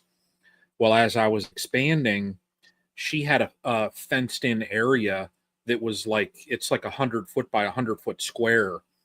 where she used to have goats. So some of it has like 6 foot chain link, the other has like 4 foot fencing. So all of my colonies are in there. So like that really helped out. I knock on wood, like I said, I haven't had any issues with raccoons, skunks, nothing like that. Now I know they're over there because I've got trail cams out for the deer, and I'll see raccoons hitting my corn feeders all the time. So I know they're 150 feet away, but it's just they're in that fenced area. So That's nice. yeah, yeah, I've been lucky just because and we don't get them very often. It's every other year or so it'll be on the news that we'll get a smaller bear going through. There was one that this was years ago. I was still working at the hospital, and I saw on the news that on the street where my mom lives, they reported in the news. They said, "Hey, there was a smaller black bear. It was noticed in Liberty Township around this road." And I'm like, I better call my mom. And both of my kids were over there at the same time. So I call her up and I said, "Hey, just it might be nothing to worry about, but might be something." I said, "They just said on the news that black bear was spotted around your street." And sure enough, she looked out and said, "I need to put the phone down. It's across the street coming over this way." That's wild. So yeah, so they're around, but like it's not often at all. But like that fenced area where I have my colonies now, I mean, is a bear going to climb a 6 foot chain link? I don't think so. No, no, they're not. They're not in that dire straits. Like I'm Yeah. surprised a little bit. Like Glade put on here that he has the hive stand 16 to 80, 18 inches. I'm surprised. I mean, that must work. I'm surprised that keeps the skunks out. I've heard Must you work. want to have them. I've heard for skunks you want to have them about 18 inches off the ground, so that's about right. Yeah. Anyway, so let's see. We have one more question. It says, "This is a good question, and I don't know, Jed, if you're going to do splits, how you do it. But it says, can you place queen excluders 1 or 2 weeks before you do your split, so you don't need to shake the bees? Love the bees. You can do that. The issue I think with doing it 1 to 2 weeks ahead of time is some of that brood will actually probably emerge and then kind of recombine with the hive, and so you may not get as many nurse bees as you want up there. The brood, and especially open brood, but any brood will draw bees up there, nurse bees, to protect it and take care of it. And what you want in your splits is you want nurse bees in your splits every time, especially Yeah. if you're going to keep them in the same bee yard. If you're going to move them off a couple miles, when you make your split, you'll have foragers and nurse bees. But those nurse bees will take care of that brood. If you need to make if you're doing a walkaway split, need to make an emergency queen, they'll do that. And so I would say, there's nothing. I mean, I understand what you're saying about shaking the bees, but it's not it's not a big deal. They do fine. Uh, it seems kind of crazy, and I've had people really get on me on my videos a few times about doing that. But what I like to do, and the easiest way I think to make a split, honestly, is just to identify the brood you want in the bottom, and if you got a double deep, or even if you don't, just take the bees, find the frames of brood that you want, or the frames that you want out of that bottom colony, the bottom of the brood box, and pull them out of the hive. Kind of shake all the bees off, or you can brush them off gently with a bee brush. That's fine too. Just get them off of there, and just make sure you don't have the queen in the on the frame that you pull out, because if you do, then that kind of messes up what you're trying to do. You want to identify. You want to kind of separate the queen from the brood. And so if you see her, you just leave her in the bottom box, and then you identify her, you can isolate her, and then just pull frames however you want. But what I like to do is identify, if I'm going to make, say, a 5-frame nuke, I like to have 2 good frames of, like, 1 good frame of capped brood, a good frame of either any kind of brood, capped or open brood. Then I like to have a frame of kind of mixed with pollen and food. Maybe another frame of brood if you want a real strong split, or maybe just a frame or 2 of food, and then a frame of a drawn comb or foundation. It really just depends on how strong you want the split to be. You can do 2 frames of brood, a frame of food, a frame of drawn comb, and a frame of foundation. But anyway, I put everything I want above the queen excluder. The queen's down below. and then you fill the rest of that bottom box out with frames. What happens is those nurse bees will go through the queen excluder up to the brood above, and then you can just pull that off. You know that's queenless. You pull it off, and you can place a cell or a new queen in there, and that works really well. It really, people say to leave it overnight. That's what I kind of like to do, but you can go back really sometimes within a couple of hours, and that comb will be covered, that brood will be covered with bees. And so I understand the concern with shaking the bees, but I've never had an issue doing that. The bees, they do well. They're pretty tough, and they just, within just a few minutes, they're right back to business. Jed, do you have a particular type of split that you do? Have you done some splits in the past, and do you have a particular favorite kind of split that you like to do? Yeah, nothing fancy, just like you described. Get a frame or two of brood, put some food in there, and move them. I probably would answer the question the same way that you just did. I personally don't worry about shaking the bees. However, like I appreciate the approach, Bruce, because everybody is going to have a um, different priorities with their bees and different approach, and so there's a way to do it without shaking. That And I think your answer there was great, Bruce. If you identify the queen, then then you can just, it's not a big deal. But if you're in a hurry, if you have a lot that you're trying to do, you just can't. It's just hard to find. Or if you're trying to go through 30 colonies and make 30 splits in a day, you just can't look for the queen all the time. If you see her, it makes it easier. Then you don't, at that point in time, you stop shaking. You know where she's at. But if you don't see her, the reason you shake the bees off is in case she's on that frame. Even still, sometimes she'll end up there. She doesn't shake off for whatever reason, or she crawls up before you get the queen excluder on. But like 99% of the time, 95% of the time, she's down below, and it works well. But that's kind of how I like to do it. I don't always do it that way because I don't always have. Sometimes I'm just in a kind of a hurry, and I pull frames out, look really good for the queen, and then pull frames over. And I've had a really high success rate of not getting the queen that way, especially if there's two of us. We can both look at the frame and make sure the queen's not on there. And but also, if you leave the new hive that you pull, if you leave the new hive that you pull out in the same bee yard, you have to make sure there are extra bees in there because the foragers are going to fly home. And so if you just pull the bees that are on the frames over, you might end up with just very few bees if a lot of them happen to be foragers. And so it's just important, I think, to make sure you got plenty of bees. Yeah. Bruce, one thing, like I don't know who it was that asked the question. Was it Peter? He Yeah. has a follow-up question. I guess he's thinking it would be faster. I see what he's saying. He's got a comment there following up. So maybe I misunderstood his question. Yeah. He's only looking at not needing to shake the bees. I understand what you're saying now. So it's not so much to protect them. It is just to, help to, I got you, Peter. Thanks for that comment. I shake them just to get more bees in there is really the reason I do it more than anything else. And then you shake them down if you're trying to pull them up above an excluder. I do that too, unless I see the queen. So great deal. Appreciate it, Peter. Thanks for that follow-up comment. One thing that I'd add there, Bruce, is if Peter or anybody else has a similar question, like if you're a hobbyist like I am, do whatever you want. Take your time. Like I don't have to worry about 100, 150 hives like Bruce does. You know, I got a few hives. I'm just going to take my time. Do whatever you want. That's what Brian says too. That's why he likes to just be a hobbyist. Keep preaching, Jed. Preach it. Yeah. Right now, the sideliner is outnumbered. Yes, I am. That is true. How many hives you got, Brian? He's got 3. Real? Yeah. My guy. I've had massive die-offs. Well, this year though, so I have I'll just say several. I'm going to use the word several. I've got several packages ordered from Greg just to boost numbers, and I plan on splitting my colonies. So I need to assess where they're at. If I can turn my 3 colonies into 9, then I'm going to. But it all depends on how they look. I don't want to split them to the point where they're going to suffer.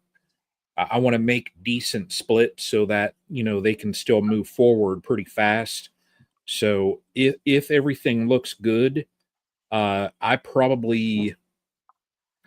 thinking by the end of May, I probably will have what, 17, 18, somewhere in there.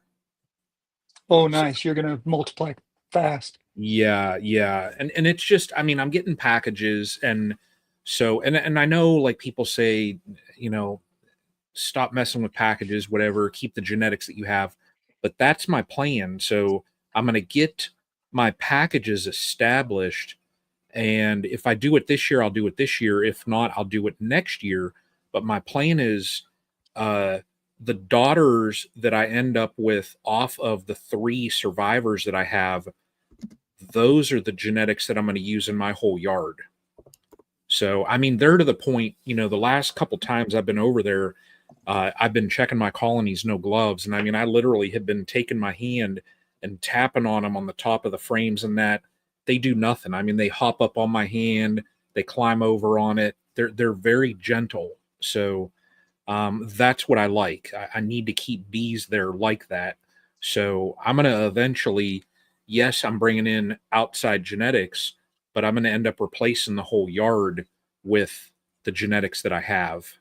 So Yeah, you're talking about maybe doing some queens too, Brian, right? Or getting them from Greg. yeah, well, Both. yeah, and what I'd like to do is, if I get to the point, and it just like I said, again, it depends on how the colonies build up and how they look. But if I could get into raising some queens this year, then I will. But now I'm not going to graft. I'm going to use other methods just to get them to build out cells for me, and then I'm just going to drop cells in colonies. So, but and that's my goal. I mean, if I can get my goal, like you'll be positioned around 3, and that's a fantastic spot. My problem where or my problem as to why I'm thinking about growing is I started increasing the number of colonies that I had, and it got to the point that, like, what, 3 years ago it was, I pulled 500 pounds of honey. You know, and for some people they're thinking 500 pounds isn't really that much, but for a backyard beekeeper, when I started then having these buckets of honey, like I never kept honey in a bucket. Never. I literally would put it in like stock pots, and I would bottle it right then. I wouldn't really get that much.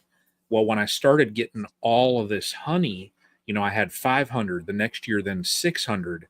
You know, I had these buckets that were sitting in the basement, and my wife was like, "What are you doing with this honey?" So I started going to markets, and the markets really opened up the door that for somebody at my scale, you know, I've been able to get a bottling tank. I got that bottler that I have. I've got, you know, a better extractor, and I don't want to grow more than probably 20 to 25. That's going to be kind of my spot, my sweet spot, where I'll have enough honey that the markets that I do, I'll have enough honey to supply my customers there. Because I've been having repeat customers and that, and people messaging me on my website saying, "When are you going to have honey? When are you going to have honey? We love your honey. We don't want to buy, you know, from anyone else." So I just want to stay around that area now, just so that, you know, I can tinker with markets. And I found in that area too, uh, you end up with a little bit more honey money. So, but you know, some people say, oh, they consider that like a sideliner because I'm making cash off of it. But I don't say, like, even hobbyist, the terms that I use, Jed, small scale, There you go. small I scale like that. beekeeper.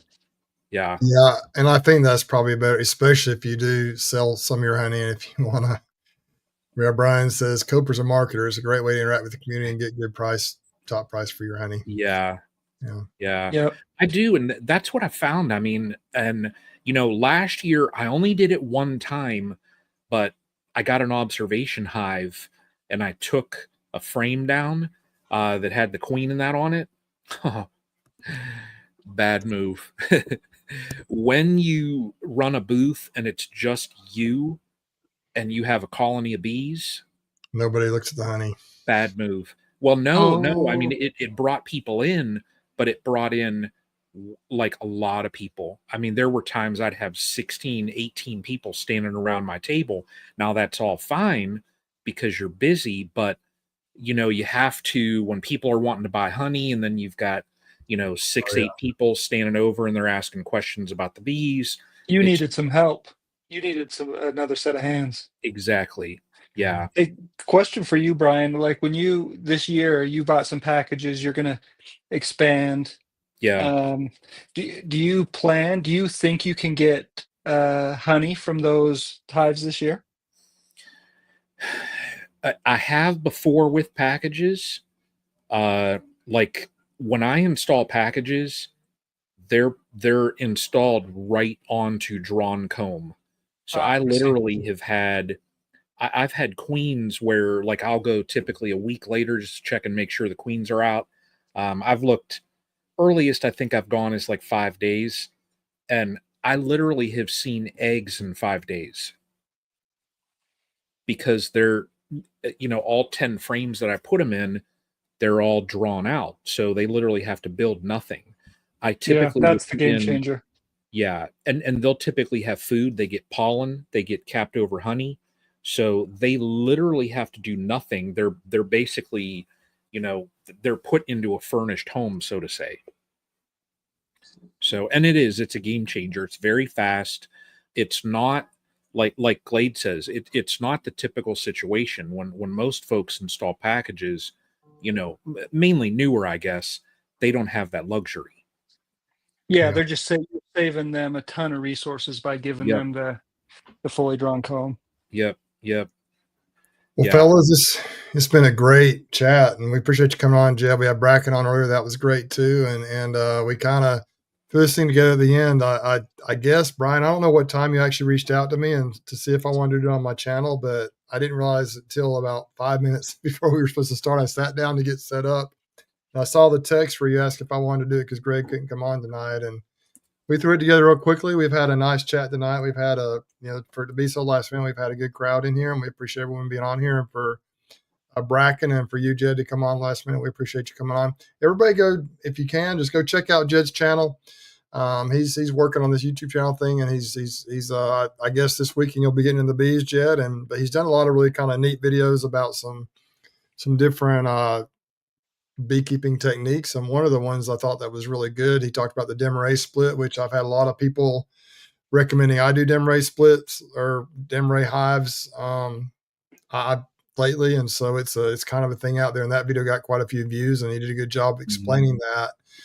I just kind of talking about how it works and everything. So go check out Jed's channel, and if you like what you see, go ahead and hit that subscribe button, help him out a little bit. Also, if you could check out Bracken's channel, Bracken Barker at Barker's Bees and Honey, I know he'd appreciate it too. If you're not familiar with him, maybe go check it out. And if you like what you see, subscribe to his channel. My wife is from Utah. I've got a soft spot. I went to school out there in Utah, actually not far from where Jed lives. And not a lot of YouTubers out west, at least in the mountain area. We've got Brian, Flower Street. We got Jed and Bracken and Glade and a few others, but it's not, over here in the east and the southeast and even on the west coast, there are more people doing it than right up there in the intermountain areas. So I just, I want to give you guys all the support you can get and keep working the channel, Jed. You're doing a great job. But before we go, I'd like to see Jed, anything upcoming on the channel with your bees. What do you got coming up in the next week or two? Well, like I said, I've had to get creative because I haven't been able to get into the bees, and so it's just a thought I've had. Maybe nobody's interested in this, but uh, I want to show people how I use artificial intelligence for beekeeping. A little bit different, but I'm just going to show what I do. Like, what else can I do? And then I'm going to get into the hives this week and see what we see. We might have some charged queen cells. I might be doing the Bari method. I might be doing Smith or splits. Certainly, I think I'm going to be putting some OA sponges in the hives. So a lot going on this weekend. Awesome. Brian, what about you? What Awesome. you got coming up, man? You know, I'll probably I got to look at the weather, and it's probably going to be let me see here. I should have done this already. I should know it by heart. But we've got 47, 43, 48.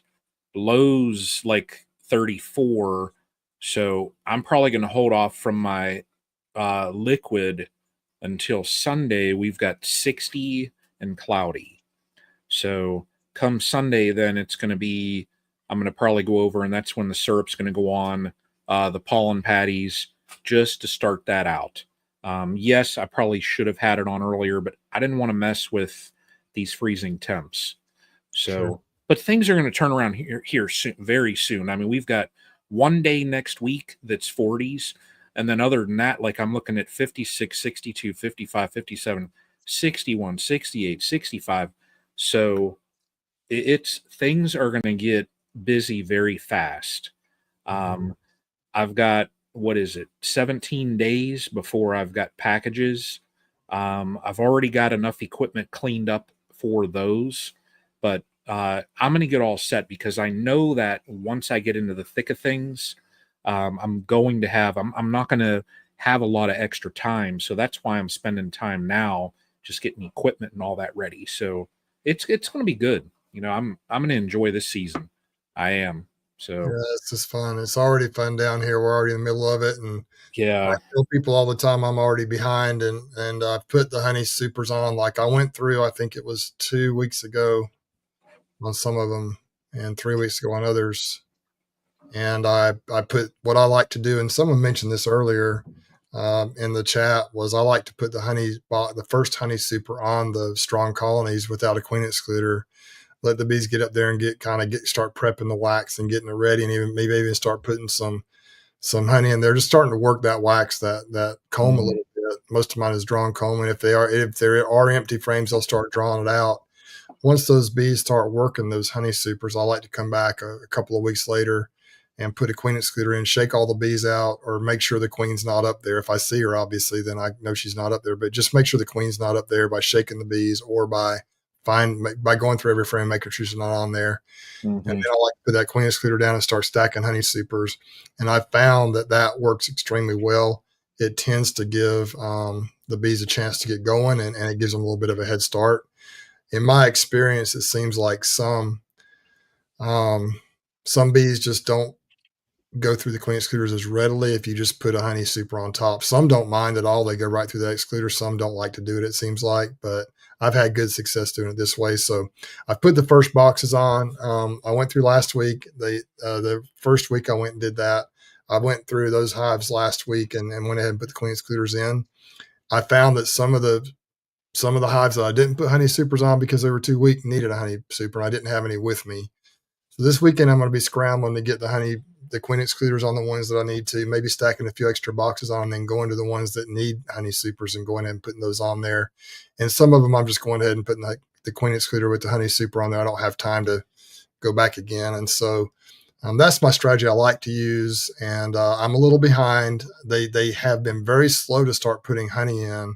They've been bringing nectar in a trickle for a while, but they've just been using them to grow. And now they're actually starting to store a little bit. At least they were last weekend. And so now it's time to start stacking some honey supers. I don't like to just slap 4 honey boxes on there. I like to kind of, if it's a really big, strong colony, I may put 2 on there. But on most of my colonies, I put 1 on there to start and just see how they do. And it's weird Mhm. to me how some hives will be super strong and they just don't move up. Most hives do, but some don't. And Mhm.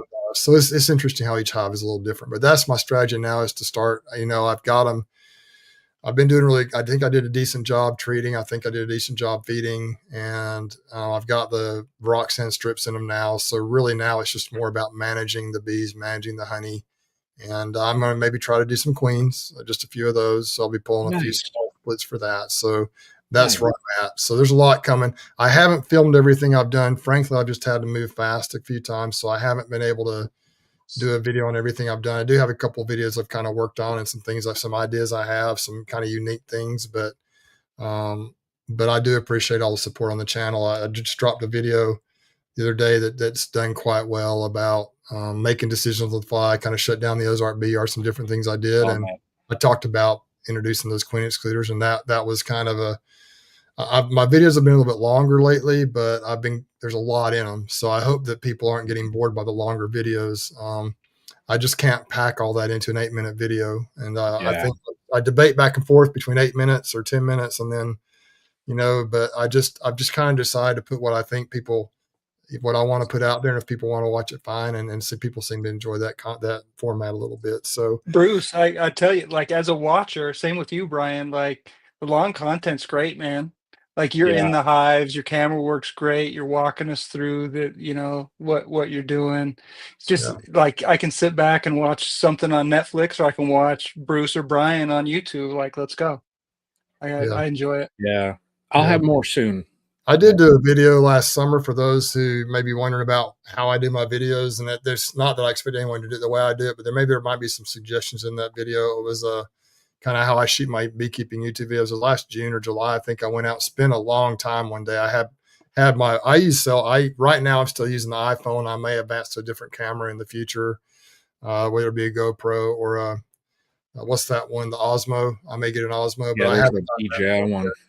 I haven't got to that point yet. But anyway, so I took one of my wife's iPhones from work that she uses for her little thing that she does her work, and then I took my iPhone. I filmed myself trying to do some videos and kind of tried to talk about different angles and things I do. And hopefully that will help some folks out. But go check that video out if you haven't seen it. If you're interested in filming videos, even if you have the way you like to do it, that's fine. Maybe there's some ideas that could help you. And if not, then that's fine too. But I just thought I would share that with you. So today I was at lunch. I watch way too much YouTube, and I was watching a video about this guy that had kind of lost his faith at a young age and had kind of come back, and when he kind of fell away from his belief, he just was arrogant. He thought he had it all figured out. It was all just, he needed facts. He needed to learn about history and facts. And he just thought that what he had believed growing up just was ridiculous and wrong.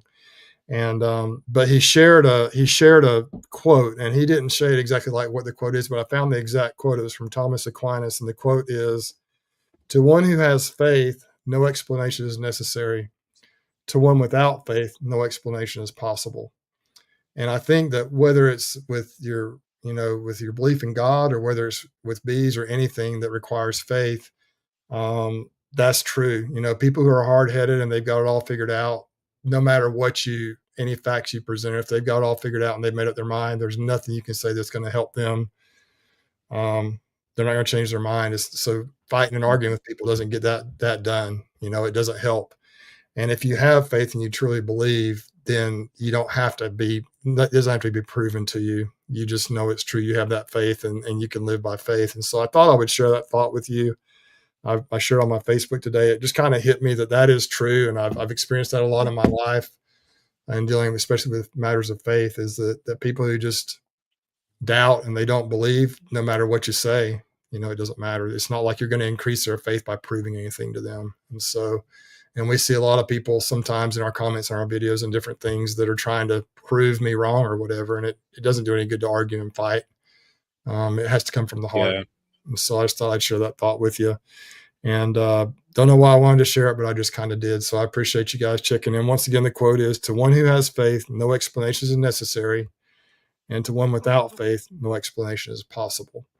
And that's by Thomas Aquinas. And so we appreciate everyone being on here tonight. Thanks, Jed, for joining us. And thanks to Bracken for coming on earlier. Thanks for all of you being in here and all the great comments. This has been over 3 years doing this. We just appreciate everyone. This community is great. The entire beekeeping community is awesome. And Jed, thanks for coming and joining our community tonight. And I hope folks will go check out his channel and Bracken's channel as well. And I'm going to try to do Greg justice here. I'm going to say we need to just remember to be the lighthouse and be the change that you want to see in this world.